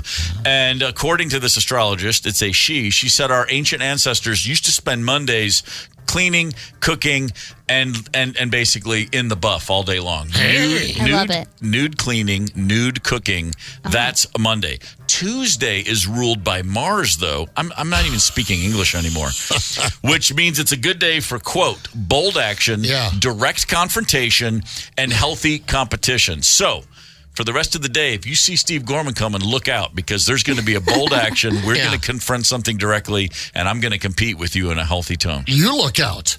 Oh, yeah. Because it's Tuesday. I'm feeling bold and direct and healthy. Or competitive. Her advice, be as productive as you can today. Don't let anything stop you, especially logic, reason, or history. All right, so I don't know about this astrology crap. I'm going to stick with the last word I used there, crap. However, perhaps we know that the moon affects us. Our bodies are mostly made of water. The moon, the tides come in and go, so we know that full moons are out there. That's a real thing. Arrests go up. We know people get a little nutty. Right. So perhaps this whole thing, because you were born at a particular time, you have these particular traits I don't buy into as much, but perhaps there is something to this, because Mondays, it's a thing. It's real. I just, I sleepwalk into the week. Tuesday, I'm feeling good. By Friday, I'm phoning it in, mostly because, I'm excited about the weekend. Yeah, sure. Yeah, right. So basically, you're saying Tuesday, Wednesday, Thursday, good days to get you. Otherwise, just leave a voicemail. Yeah, don't try and get a hold of me on the forget weekends. it. I'm out having a good time. And Monday, just don't get a hold of me because, it's your life depends on it. I'm still trying to shake off a lifelong Sunday, the Sunday evening ennui that comes over me. Yeah. And it happened again, literally 2 nights ago, Sunday night. I'm watching NBA basketball and flipping channels, and what am I trying to say? It's like a moth to the flame. I can't help myself. I flip channels. And 9 times out of 10, I will hit that damn 60-minute stopwatch right at the stroke of 60 minutes on a Sunday evening, and I'm immediately sad because I have to get up and go to school tomorrow. It's since what? My parents watched 60 Minutes religiously. Yeah. You did not get in the way of 60 Minutes in the Gorman household, and that stopwatch triggered the end of the weekend, and it's pure Pavlovian. Still crushes me. Like, oh man, I would be on tour. I'd be playing gigs. I'd be in the dressing room. There'd be a TV on. I'd be anywhere in the country about to play a big rock show, and that 60-minute stopwatch would hit, and I'd be like, oh, man, I got to go to school tomorrow. Oh, no, I don't. I'm 33 years old, and I'm at a gig. What the hell's wrong with me? I won't say it's the one thing I can't shake, but it's the hardest. It's the one with the deepest bite on me, the hardest grip, if you will. In childhood, just Pavlovian, ooh, and it's that. And it happened literally 2 nights ago. And I looked at Rosemary and I went, I can't, what is it with me in this damn stopwatch? Yeah, it's locked in. Plus, it's the impending doom of the Monday morning and getting back into the work thing. I get it, but so you'd feel that. You said, you'd feel that. I don't have that on a 3-day weekend. Sunday is a Saturday. I figured that out right away. I'm all for this 3-day work week, 3-day weekend that the astrologer is pushing here, and we're hearing more and more about it. I don't know if it'll ever come to fruition. It's got some, I don't think it's something you can legislate. I think your employer can say, yeah, all right, we can 4 or 10 days. But I was thinking about what you said, because during the draft, did you hear what NFL commissioner said? He goes, yeah. He goes, we are an 18-game season is just out in front of us. Yep. We're going to realize that before you know it. And a President's Day weekend Super Bowl. Yeah, Roger Goodell said they are thinking of doing it. Good idea. They're going to add a regular season game, because these guys aren't getting injured enough. They're going to add another game. But they're going to take away one preseason. Take away one preseason game, add a game, so that the regular season is 18 games long. That's long. That's really long. Yeah. It's really long. The original, the reason it used to be 14 was because they were like, they can't take more than that. Then they went to 16. Surely enough, it'll be 18. And to your point, Zep, we've been talking every year. People say, why not for just one game put the Super Bowl on Saturday? Yeah. So that everybody has the day off the next day. Yes. But Super Bowl Sunday, we're just so used to it. So now, actually, Goodell is saying, you brought that up, and I argued against. I said, don't take away. Let's keep it on Sunday, but give us the Monday after. Well, employers aren't going to buy into that. Yeah, okay, we'll make it a 3-day weekend and a national holiday. But to your if they move it forward a week or two, then the season could wrap up on President's Day weekend. It's always the second, I believe, Sunday in February. Yep. And then Monday is President's Day. Hallelujah. Which is like, okay, we're supposed to honor Washington and Lincoln, but instead we're honoring our hangovers, and we don't have to go to work. It's a huge day of wasted productivity anyway. I feel bad for the idea that there's going to be 18 games just for the players' sake. But yeah, bring it on. Come on. You know give me that give me we're that going to be Monday off. forced to work, though, because we're going to have to talk about it. You can't have the Super Bowl happen and then wait a day and not talk about it. You know what fine. I We just don't have realized? You're we're a not- we're not- professional but this radio isn't- announcer. But this Steve. isn't a real job. We can come in here. We don't. We can come in and. I mean, come on. We're You hungover gotta more talk days than about not it. anyway. It's very important. Here's the what it Super is. Bowl, so you have to talk about it. It's got to be fresh in the mind. We'll pre-record it. And we just won't use the teams' names. We'll say, "Can you believe that game last night? Oh my God! Or yesterday? What a Super Bowl! The fans and the commercials. My gosh! Do you remember there's the another old one. Yeah. early years when the Simpsons were on? They would always have there was always the gap week. You have the conference championships, then you have a week off, and then the Super Bowl. Yeah. And there was a Simpsons episode where Homer is at Moe's bar and they're talking about next week's Super Bowl. And every time they mention a team name, they lift the beer mug in front of their mouth, and it'll be like, I can't believe next week when the Pittsburgh Steelers get to play, and they dump it in like we could do the whole radio show like that. Easy, Yeah. it's already done. And then we'll just have Candace come in and push the buttons. And by the way, if that is a Monday off, no one will be listening to the show anyway. Exactly. And we'll be in here That's talking right. about, I can't believe that Roger Staubach was in attendance at the game. We'll just throw out names from the 70s, see if anybody notices. This feels like a trick. I think it's going to be. It's going to happen. It is going to happen. I mean, my God, they're playing games in Germany now. They're playing games in England now every year. South America. South America. They're looking at Japan. They're Australia. Let me tell you something. You're going to go play a game of football in Australia. You got to pad a week around both ends of that flight. It's got to, I was going to say at least the bye week, but you don't get a double bye week. And if you double bye weeked out, that would push us out past our President's Day, so you can't do that. I will be honest. I feel like, as a football fan, I get really excited for the beginning of the football season. But there's at some point in there, I'm like, okay, and take a few weeks because it's Sunday. I like my Sundays. I like to get out and have a good time. I'll get out and I'll just skip some games because the season's getting so long. So with football, I didn't mind a shorter season, but I want that President's Day Super Bowl weekend, and so does everyone else. They're going to make it happen. Trying to put together a season for the NFL, it would be like impossible. You've got however many teams. How many? Was 32 teams? 32 teams. That's coming up, by the way, in next week. Yeah, you got 32 teams, and you've got to have them all playing now 17 regular season games, and you've got other things to schedule around. It sounds like an impossible task. Imagine doing the baseball schedule. 162 games for 30 teams. That's why we have computer programs. In 1981, the baseball schedule had become so complicated, the league realized they got to outsource this position, right, in 1981. So imagine coming up with a baseball schedule.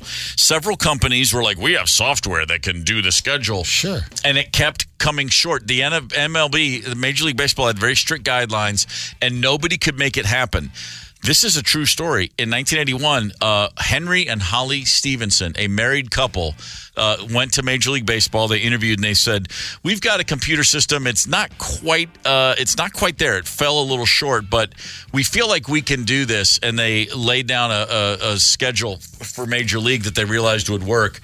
What they had going for them was pencils and a piece of paper, and they literally sat down. God. And they scheduled 2,430 games played by 30 teams in just 180 days. They made the schedule for years and years and years. A married couple. Nobody knew that. Recently, I saw a documentary on them not that long ago. That blows my mind. They spent years it's like Major League Baseball turns to this couple. Hey guys, we're gonna need that schedule. Yep, we'll get right on it, and they would just figure out how to do it. That's crazy. Is that the only thing they did? Because then I'd want to take the rest of the year off. I do that one thing. You give me a whole bunch of money. I would think if I did that, if I was involved in that, it would be about a week into the season. Someone would be going, "Hey, wait a minute. We can't. This isn't doable. Exactly. You really screwed it up." That sounds agonizing. Well, we have AI now. Are they out of a job? No, they're no longer doing it. But the idea that think about scheduling. Well, like look at the Minnesota Timberwolves. They because they swept the Suns, and now the Denver Nuggets, as of last night, eliminated the Lakers, as we all assume they would. Yeah. They don't play game one of their series till Saturday. And then if you're the NBA, Target Center where the Timberwolves play, there's concerts. There's things going on right. that have been in the books for years. I mean, that playoff schedules, like as much as we think everything makes perfect sense, I can't imagine a bigger headache than trying to just schedule a professional sports league, especially when playoffs come, because you don't know which teams are going to make it. And those arenas have got concerts. They got the circus coming to town. There's so many events. What a complete nightmare. I do know this.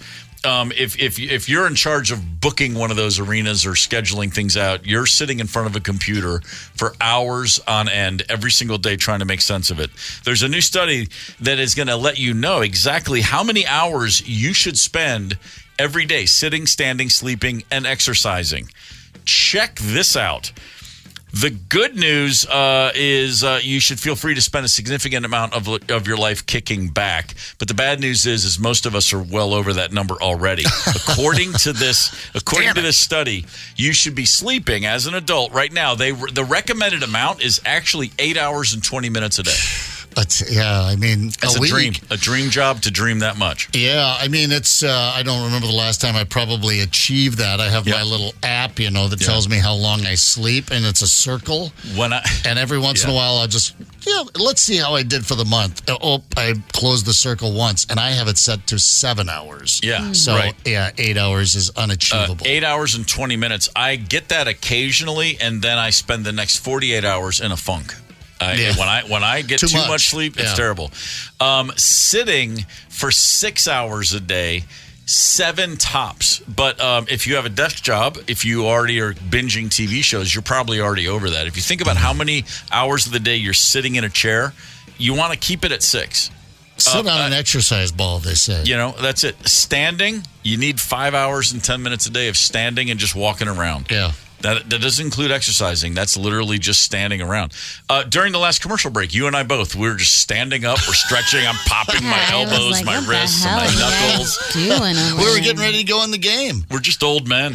We're just up here standing. Hey, good section. Good segment there. Let's stand up and stretch. Yeah, you don't make eye contact as a guy when you're stretching with another guy. No. So I wasn't. I just kind of had my back turned, and I was doing my old, a little toe touch. Let's see how far down I can get. And I look over and Steve's stretching too, and I went, "Oh my God!" Here we are, the old man locker room in here. 4 hours and 20 minutes of some level of physical activity is what should fill the rest of your day. So, like half of that is light activity, walking, doing housework, just moving around.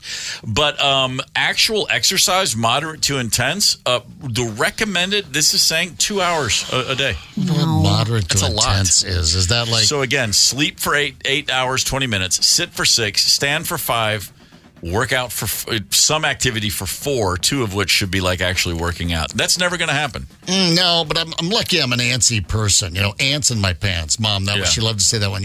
Brian, you got ants. You have ants. And I'm still that to some degree. Yeah. And so I can't sit and watch something that long, like binging.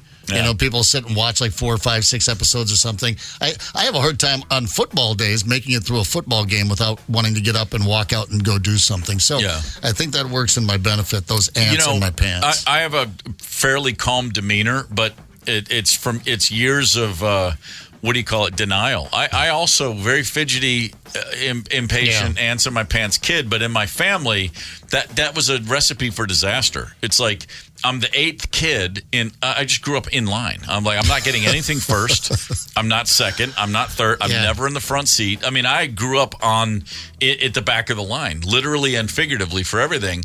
And it just kind of taught me like, okay, that's fine that you've got this. You're simmering. You're burning hot, but it's on a simmer. Because go ahead, make a fuss. No one's. It's like to throw a temper tantrum in my house. You weren't met with blowback. No one noticed. It was just like whatever. That's so weird. I was the firstborn. It's a very different experience. Entirely different. A lot of attention, and as far as the siblings went, as I wanted the day to go, that's how the day went. Yeah, Chris. Nobody cared what Chris wanted. Angie sometimes because she was the princess, the youngest of the group, but. Otherwise, I called the shots when it was time to play. We played what I wanted to play. I can't begin to imagine. I'm always at the whim of not one but several older siblings. I never set the agenda for the day. Right. Well, I mean, Set the agenda for you. Can have all that power here now. We gift it to you, Steve. I was. Whatever Steve wants to do. Let's hang back, feet up, Candace. No. Well, hang on. I've had 58 years to get ready for this moment. I've had 58 years to prepare myself, and I have no idea what should happen now. Hey, man, like I say, I can play quarterback, but I'm not an offensive coordinator. Very different skill set. Send in the play. I'll throw the ball. Give me the play, and I'll run that bad boy. But wait a minute. What do you mean it's my idea? What do you mean it's my turn? I don't even know what that means. I was 10 years old the first time I got a piece of clothing that I liked that wasn't a hand-me-down. Yeah, you thought it was a trick. My mom gave me a jacket. I was like, "What's this?" She goes, "It's a jacket." I go, "What for?" She goes, "I got it for you." I'm like, "What?" But I've never seen it. She goes, "I've got it at the store." I go, "You? Why?" Did you get I didn't know something? I didn't know that was legal. I was like, "Is the government going to yell at you for giving the 8th kid a brand new piece of clothing?" That's not how this works. Yeah. No, I mean that's the thing. It's like I really did like. And I will say but it's a good skill set to not. I can contain that simmer, that burning thing, like creatively or otherwise. I do have a good. I just learned it over the years. I'm patient. I don't feel patient inside, but I know that's usually the best option. It's just hang on. Let this develop a little more. I do think I have a little bit more of an ability to let things go a couple extra steps before I then go, okay, hold on, let me get involved. And a lot of things work themselves out before I stomp on the gas and mess it up. You're a drummer. Yeah. I mean, it sounds like a drummer in the band, doesn't it? I mean, I don't know. I've never been in a band. I've never been a drummer. But I just think of driving from the back seat. Yeah. Yeah, right. Yeah. It's like, I got this. There's in soccer, I played sweeper, which is the last guy, the furthest guy back, not the goalie, but the first defensive player right in front of the goalie. Okay, I was curious. I've heard that. But that you, in a lot of ways, you kind of run the field. Like because you have the best view and you're a field player, whereas the goalie's stuck back there in the goal. You know what I was thinking sweeper was? What? The guy that took the other guy's legs out. I thought you just ran around just taking people out at the legs. That's a more of a Karate Kid vibe as opposed to soccer. I like it. Just sweep the leg, Danny-san. Yeah. But no, there's the idea of just like you're kind of calling the shots or you're running things, you're influencing things, but from the back seat, not looking for the attention, not looking for the blah blah blah. And I think I had that growing up. That's where it got me. So yeah, I have that thing inside there. I'm just like, but then I'm weirdly saddled with this patient. It's a duality that doesn't always make it great on my central nervous system. I can tell you that. On the outside, it's working for you. It works great. Inside, just a cauldron of denial and frustration. I had no idea. Just burning bright. Just a little 3 Mile Island right inside. I'm going to give you here. a hug here during the break. Oh no! We don't want to open that portal. You can't hug after you stretched. It's getting too weird. Can you imagine? I want to take my shirt off and come over and give you a big hug. I love the idea of Candace just looking up and seeing the two of us in both touching our toes, standing up, and then just bear hugging it out. Well, there's a reason why you guys can't see me, is all I'm saying. I'm doing some stuff over here. She's gagging. Oh, man. Yeah, what are you doing over there? What the hell's going on in there? Hey, you can catch up with this very show. The KQ Morning Show is available anywhere you get podcasts, anytime you want. It is a worthy pursuit. Check us out, podcast form. That, of course, is sponsored by our very dear friends, Devani's Pizza and Hot Hoagies. Damn straight. Today. A hot club today. Let's go. Let's go to Devani's. Hot club today. I want to go into a Devani's and eat and get, draw on the tablecloth crayons and just Can you do chill. that at Devani's? Yeah, you can go in and eat at Devani's, absolutely. That used to be, what was it called, like Noodles and Company or whatever? I know I used to take the girls there down to the one in Burnsville when they were kids, and they'd put the paper tablecloths down. The girls would just scribble away with their crayons. And Richfield Devani's is what's up. Okay, so they've got that going on there too. All right, we'll get some tic-tac-toe going. Very nice, very nice.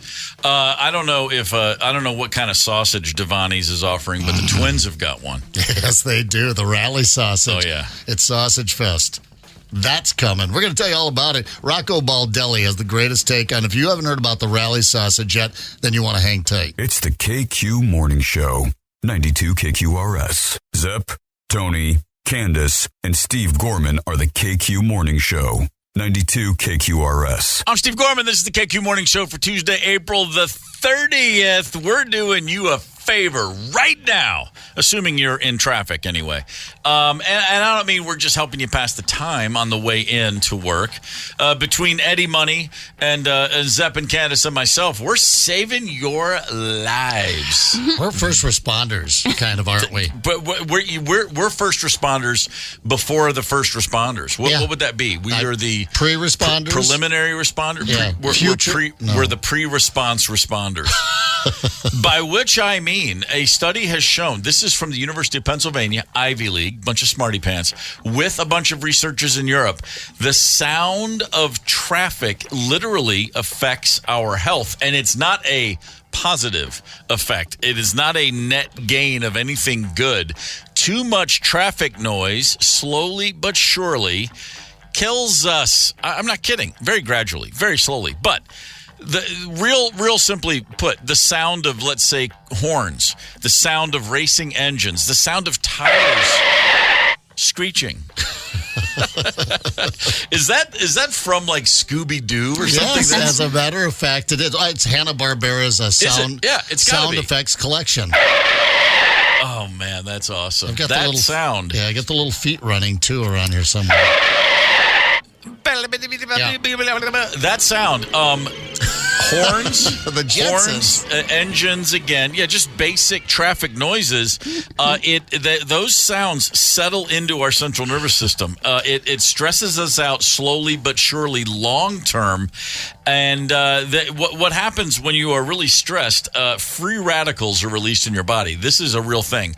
Unstable atoms, it can damage cells, causes illness and aging. You always hear about how stress kills. It literally does. And again, it's very slow process. But traffic noises really do add up, and they just hammer us. And so when you're in that car, turn the radio up just a little bit louder. Turn the KQ Morning Show up. That's it. Come on now. It will save your life. It does. I mean, music is a great checkout. I mean, I do that at home also, if things are bugging me, crank the tunes, and I'm immediately transported to a much better world, unless it's Spandau Ballet. Luckily, we won't hear that again today. No, maybe. You got to play your cards right. You won't go back to that. I too, when I'm home, I like I'll get back. I come home with the show. Usually, there's a series of emails to answer, or I got to check in and see. I got to get back to the kids on something. You have things to do. Yeah. Or just say, let's just straighten the house. I just want music on in the background. There's a stereo. I turn it on. Something's always playing. If I'm going to vacuum, I like to vacuum. I enjoy the process of vacuuming. I'll put on headphones and put on a podcast then, or listen to something. But if I'm just hanging around the house, I just like having music on underneath. It calms me. But I do hear on the street we live, especially in the summer, it's motorcycle frenzy. Everybody gets on that hog and wants to head over to our neighborhood. Loud pipes save lives. Loud pipes save lives and wake Steve up when he goes to bed early on a summer night. Tell you, my straight shot, Vance and Hines straight shots on my Harley that I no longer own, but did for many, many, many years, and lived in a nice, quaint little neighborhood over by Lake Como in St. Paul. And I wouldn't drive it to work because I was definitely aware when I fired that sucker up at 4 o'clock in the morning. Yep. Yeah, it was just rude. Yeah, sure. I might want to, never drive your motorcycle. And I'd love to drive it into the station someday. It's a nice, beautiful, bright morning and roll out of here. But that's not, I was too aware of it. They're obnoxious. I get it. And they wake me up sometimes too. But I remember the first time loud. The first time loud pipes save lives entered my radar, that expression. Yeah. It was a guy riding a bike, and he was wearing that on a T-shirt. And I was in the Blue Ridge Mountains outside of Knoxville, Tennessee, very remote area. And I heard a motorcycle approaching from miles away. And it was one of those things, I'm like, listen to that. How far? And then it just kept getting loud. You keep thinking, surely he's going to round the bend any minute now. And it was like a 7-minute slow burn Doppler effect as this bike was approaching the mountain road. And when he finally appeared and got off his motorcycle, his shirt said, "Loud pipes save lives." And I literally went, you're damn straight they do. Like, I'd never heard it, but it made perfect sense. I'll tell you, in this distracted driving age, age, when I was out on that bike and I'd come up alongside someone and they'd start to not just drift into my lane, but they were making a lane change. Yeah. And I didn't hang in the blind spots. When you start to pass, you gun it and let's get past that blind spot. But if something like that happened and I cracked those pipes off, they'd jag back into their lane. They hear them. It does work. But I get it if you're in your quiet little neighborhood and it's not the right time of day or late at night. Yeah, that can be obnoxious. It's pretty fascinating, that story. I'll just complete the thought because it's occurring to me now. So my brother, Dave, was working at this place up in the mountains, and it was a like a rehab facility, and it was specifically for like teenagers. It was kids who'd gotten into drugs and alcohol problems, and it was like a last stop. Like they'd already been to 3 or 4 bad ones, yeah. And they were sent to this place in the middle of nowhere in the mountains, right? And they would come in for months and 6, 8, 12 months stays with this place. My brother was one of the counselors there, and he's a middle school science teacher now. He's so suited to just kids and understanding, and he's just a miracle worker in that realm. He's got the patience and the understanding, stuff that I'm like, I don't know how you God do that. Bless him. Yeah, exactly. Glad people like that exist. Blue ribbon every day, brother. But I went out to that place once to visit him, and it was remote. And so when this motorcycle was approaching, for all you're like, what's coming this way? Because nobody got here by accident. You know what I mean? Like, you had to be looking for this place. But my first visit there, I was blown away. And we walked in, and it wasn't like these kids they've already been through several different rehab places, and it's heartbreaking cases. And the truth was, a lot of these kids they're from wealthy families, and the parents, they just throw money at every problem. Neglected, and it's not a kid's loved, life, so they can afford this. But then these kids are sort of at their last. This is like, if this place doesn't work, they should have sent the parents there with them. 100%. I walk into like the main entrance room, and then you've got the dorm area where they all sleep, open, no walls, just cots and stuff. And there's just a mountain of shoes. And I go, "What's up with the shoes?" And Dave goes, "Oh, that's everybody's shoes." I go, "What?" So they don't run away. I go, "What's that all about?" He goes, "Oh, well, we don't lock the doors. You can come and go as you please, but we take all your shoes." And I was like, "Wait, what?" And so they're way at the top of the mountains, and these kids come in, and the first thing they're all thinking is, "How am I going to bust out of here?" And they take their shoes and go, "You're free to go.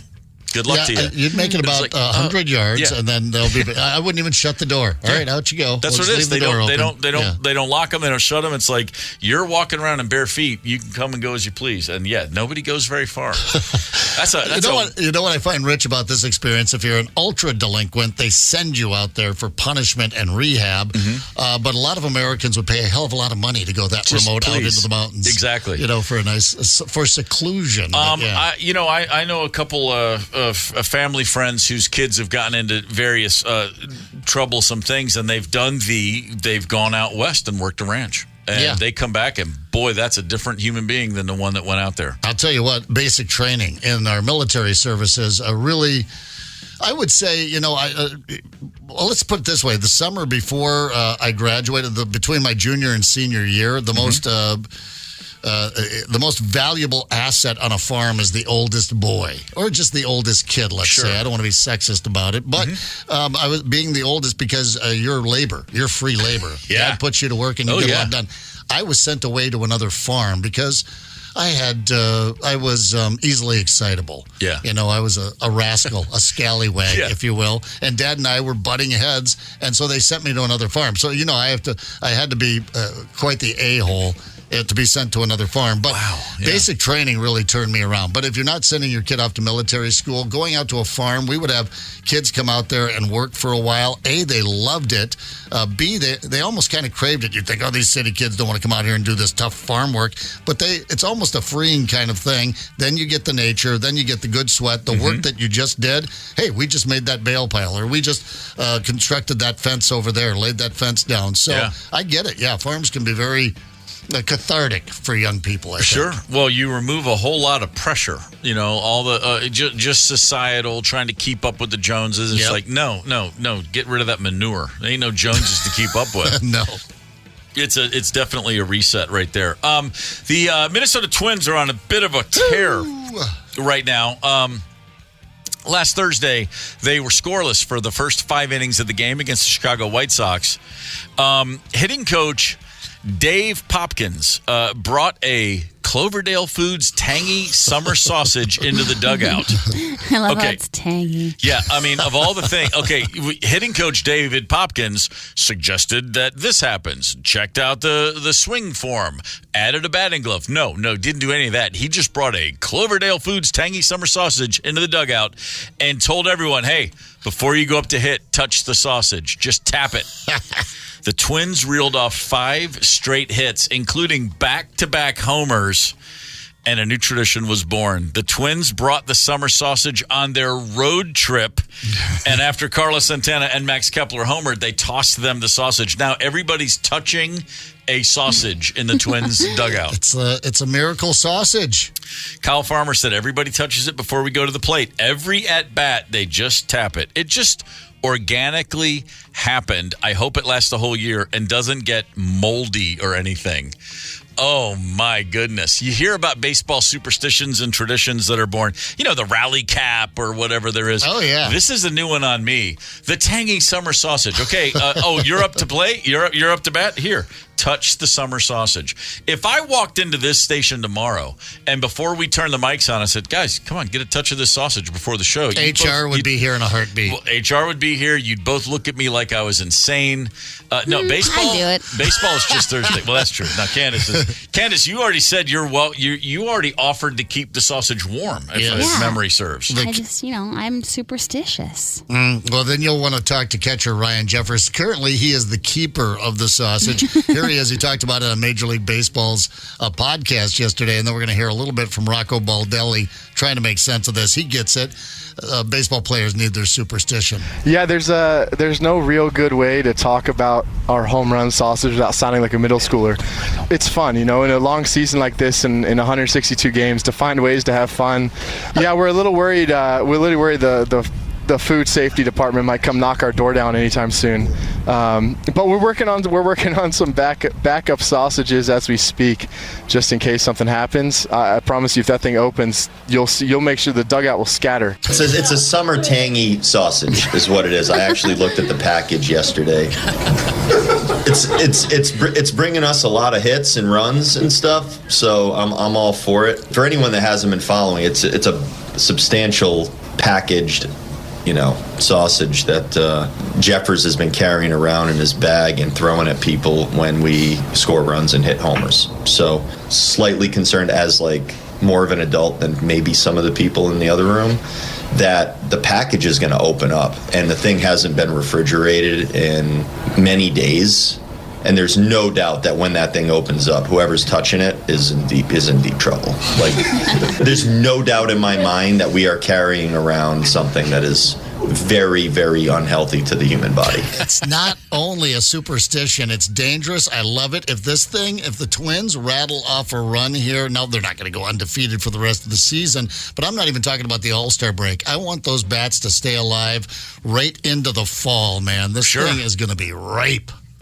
I have been asked many times when I was a full-time touring musician, what do you do before the show? Do you have a protocol? Do you have an agenda? Do you this? And I would always go, no, I don't know. I just kind of play it by ear. And then every now and again somebody would look at me and go, what are you talking about? You have the weirdest tics. You do all this crap you do before every show. And I'm like, what? No, I don't. And then everybody would just run down the list of, you can't stay in a single room for more than 5 seconds. It's just, you just poke your head in, drop some, one-liner, leave, go down. You pick up your sticks. You do like a series of little rudiments for 30 seconds. Then you go over, you take one sip of water, put the bottle. Everyone knew. And I was like, I don't do that. Everyone's like, yeah, you do every day. And then at some point I finally had to realize I've got all these weird things I do that I'm not even aware of. If something were to take you out of that routine, and I'm sure it happened when you were on the road that you were late or whatever, but your routine, pre-drum show routine was interrupted, would it affect your night? No, because I liked, you get into hamster wheel, or every day's the same. The only difference is the length of the hallway or the room you're in, but it's virtually the same experience. Mm-hmm. And that used to drive me crazy. Like, I loved when there would be we'd be late, didn't get a sound check. You get there right in the nick of time. You got to run on stage and play. Anything that shook up shook up the snow globe, it just made it fresh again. The stuff I was doing, because I wasn't consciously aware of it, I was just doing it, which is kind of weird. At least these guys know, okay, I'm going to go smack you on the ass with a tangy summer sausage and help you get a hit. That's intentional. There's a plan. Mine is a little more upsetting, because I was like, oh, I don't even know I'm doing this. This is true psychopathy at play here.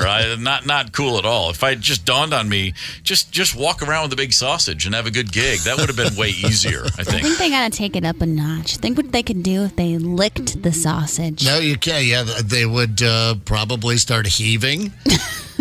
There would have to be some sort of medical. Babe Ruth used to knock back a hot dog during the game on occasion. Let's get back in touch with that. Yeah, I like that, Candace, you're a little turned on by this whole rally sausage, I think going on. Guys and sausage, I don't know. If it would have been a band with a sausage, they would have shoved it in their pants. Hold on. I knew a guy in Atlanta. Back in the day, there was a band. I didn't know him. He was a friend of my bass players, and I went to see this band one time.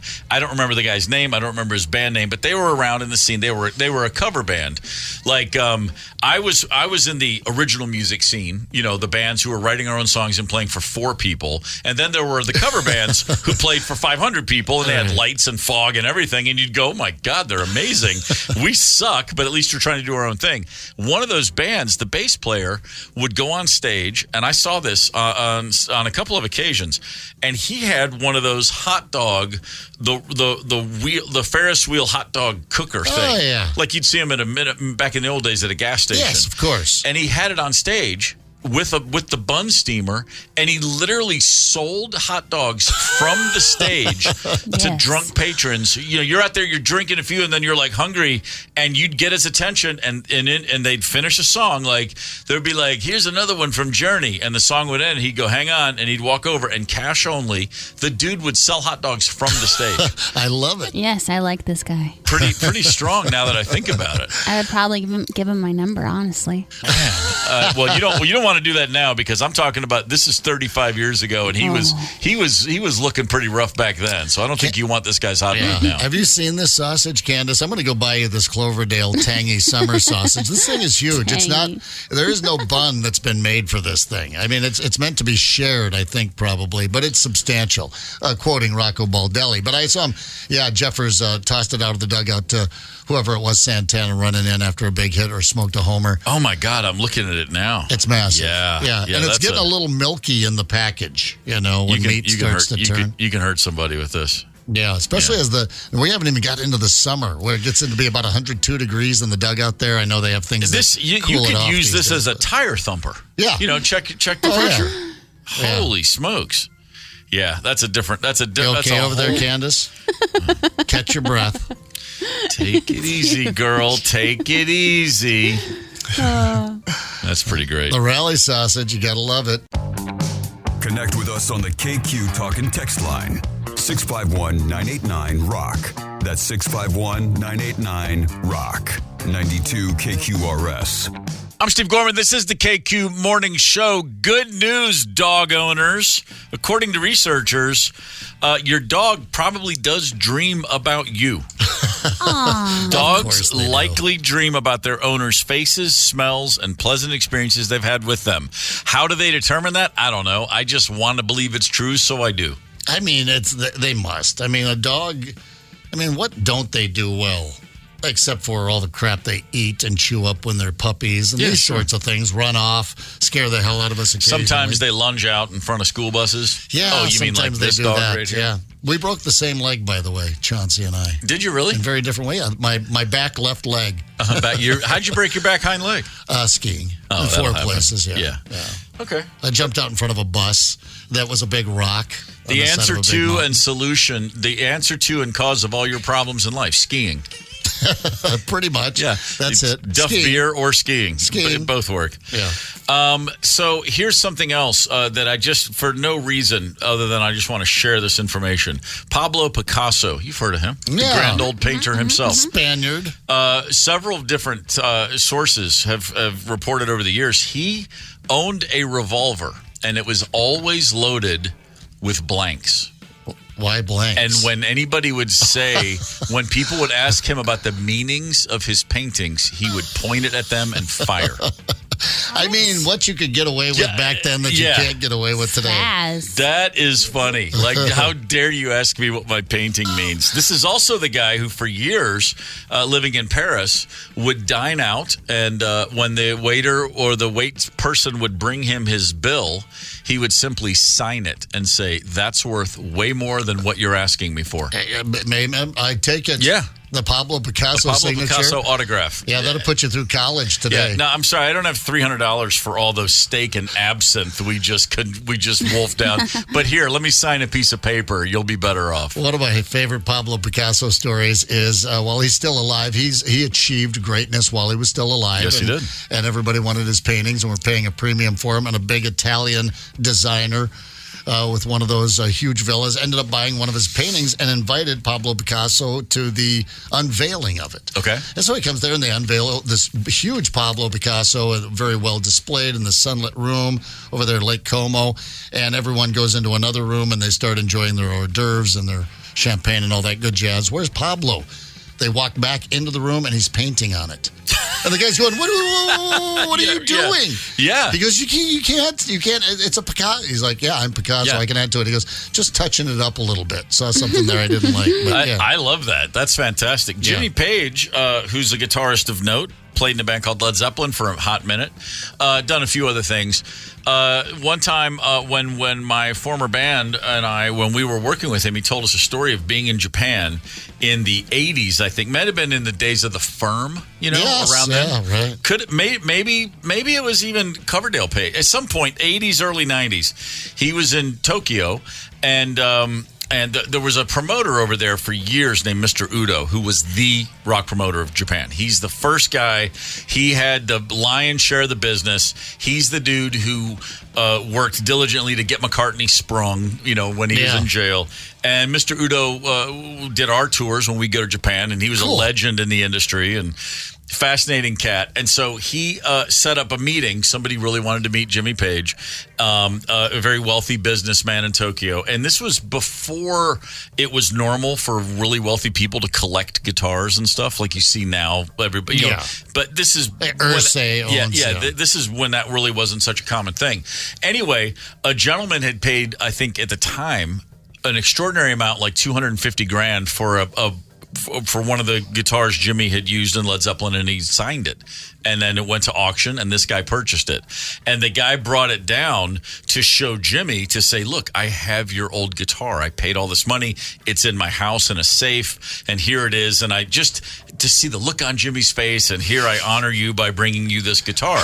And Jimmy took one look at it and said, that's not my signature, and I've never seen that guitar in my life. And the guy was like beyond crestfallen. Yeah. And it's a different culture. He's completely ashamed that he wasted Jimmy's time with this. He feels terrible. And Jimmy said, well, hang on. And he it's like, if memory serves, move, didn't he? He's backstage. There is an amp set up. He plugs it in, plays a little bit, signs it, and goes, now I have. And handed it back to the guy. All right, and the guy was like, okay, I don't have to think about offing myself now. And shame. That's almost better than his original story. To tack that story onto it, that rich guy now has a better story. It does. And still has a Jimmy Page. He absolutely does. Yeah, that's pretty cool. He absolutely does. It makes you wonder how much counterfeit. And I know there's a process things go through, but there's got to be a lot of. I know guys that were record reps, and if you wanted, say, the Skynyrd album or whatever, or, I'm going back too far because of the plane crash, but I'm thinking of Bruce Springsteen's Born in the USA, worked for Columbia Records as a record rep in the 80s and 90s, Veteran Radio. Yeah, that was his signature. That would have been Dale's signature. Oh, really? Oh, you want a Bruce Springsteen? Yeah, we want to give away something on the radio station. In fact, I have one right out in the car for you. He'd go out there, open his trunk, grab out Born in the USA or The River or something. That's hilarious. Bruce Springsteen Scrabble, and you'd give it away on your radio station as an autograph. Wow. Wow, malfeasance at radio. No way. No. Promotion people skirting the rules? Record company people skirting the rules? Not a chance. No. The first time, it's funny thinking back to like a time when there was actual physical product like CDs and cassettes and albums, and fans would come up and say, will you sign this? And the answer is always, sure. And there were several times when people, like collectors, guys just show up and they've got like every record you ever made. Can I get your signature? And more than a handful of times they go, well, you already signed this one. And I'd look down and I'd be like, where? Is that not your signature? No, it never even. It's funny. Now it's just hitting me like, oh yeah, of course that was the guy from the label. Like, because I always thought, oh, that's some other fan told you it was mine and he sold it to you. But no, that's exactly what it was. The Beatles were probably the last group that sat around and signed all their own stuff there for a while. Yeah, I mean, because Epstein used to put them to work, and they would sit there in the hotel rooms and answer the fan mail and do all the signatures. But yeah, no, you can't. If you get something from a record representative, I don't even know if they exist anymore. But yeah, you could probably flip a coin as to its authenticity. Most likely it wasn't. Now another weird reminder. One of the first times we were ever in Los Angeles, so our first record had come out and it was doing well, and we were, blowing up a little bit. It was clearly like, hey, this thing's probably going to go gold. I mean, which was way beyond our wildest dreams at that time. We're really excited. We're in LA and we go to the record label, which was a tiny little, it was Rick Rubin's label, Deaf American, which was located in an office above a barber shop on Sunset. Not a salon, a barber shop, okay? It was tiny. It was like 3 rooms, 6 people. It was a tiny little label that once our album came out and blew up, it became a very big label. But how that works, like we didn't get any of that money, but someone did. And so we went there. It was like the summer of 90, and we went to the label. We were, we had it scheduled. We got to go there. And we walk in, and this woman says, I'm so-and-so, and I'm running your fan club. And we were like, what? Fan club? Like, a fan club to me was like, well, the Beatles have one. Yeah. Like, we're just a band. We don't have fan. What are you talking about? And she said, no, we got mailers. And she sat down, and she had 1,000 things for us to sign. 1,000. At one sitting. You might as well talk about herding cats or break a thermometer and try to get all that mercury back into one tube. I mean, to get the 5 of us to sit there and sign, literally all you need to do is scribble. Yeah. And to do it 1,000 times was so far beyond what we were capable of. We just couldn't. I mean, you get like 100 in, and I'm like, I'm losing my mind. I can't. And then the whole thing was, we knew it was like a bogus. It's not a real fan club. It's just one of those things. The label is like, I don't know, just say it's a fan club and see. We had nothing to do with it. It was the weirdest thing. And we were still all trying to figure out how to get a good signature that wasn't just a straight line. And I can remember in those early days, I'd write like Steve Gorman and always be like, is that what it's supposed to look like? And then I finally, the one time I came up with it's like an SAG, like that was it. Like real simple, kind of what it looks like. And it just looked that way, and I that's it. That's how I'm signing my name everywhere from now on. Done. And but I can tell right away if it's a fake, if it's me or not. You know, it's the weirdest thing. Did you ever put an autograph, someone in person, give them an autograph, and have them complain about your autograph? Like, man, that sucks. You just basically scribbled. No, because it's clearly an S and a G in there, so you can kind of see. Tom Brady. This story is from 3 days ago. Tom Brady accused of ruining collectibles with shoddy autograph at $3,600 event. It's horrible. And here you've got a couple of knuckleheads. They're holding cleats, and they're dirty. They've got grass all over them. I don't know if they forked over some money for Tom Brady cleats. And he's trying to sign a shoe. Okay? Mm-hmm. And there's a T and there's a B, and that's about it. The T's small, the B's really big, but he's signing the heel of a shoe. And these heels 58-year-old guy and his 20-year-old son traveled to Miami together to get the autographs, paid a lot of money to be there to get that autograph. And then they were bitching about it and said, he basically ruined these cleats. What? Please. Tom Brady has put a T and a B on there. Those cleats have never been worth more or will be worth more, dummy. He could just, if he spits on it, if you can prove that stain is his saliva, it's worth more. Take a picture of him spitting on the shoe and you've got yourself a winner. Unbelievable. Especially, there are, Abraham Lincoln signed the Emancipation Proclamation. Kind of a big deal. He signed 48 copies of those, and 24 of them still exist today. Wow. Can you imagine having a copy of the Emancipation Proclamation signed by Abe Lincoln? The last one sold at auction was in 2012 for a paltry $2.1 million. Wow. I think the market would have to have gone up by now. It only goes up with stuff like that, right? Abe's still dead. He's still... Yep. A big-time president. He is still dead, and he's still a big-time president. Yeah, right. No, that would go up. That would be insane. Oh, my God. That's why I couldn't be a collector. The moment that hit like $500, I'd be like, sold! $500. We're having a kegger this weekend. I've never known this existed. What? On November 22nd, 1963, which we all know was a bad day in Texas for the Kennedy family, JFK and Jackie O, well, she was Jackie K then, they landed at 9 a.m., in Texas. They got in that day, at 9 a.m. they were in Fort Worth, Texas at a hotel. And the president, by a staff member at the hotel, said, "Sir, will you sign a copy of today's paper?" And he did. There is a copy of the Dallas Morning News, November 22nd, 1963, signed by John Fitzgerald Kennedy.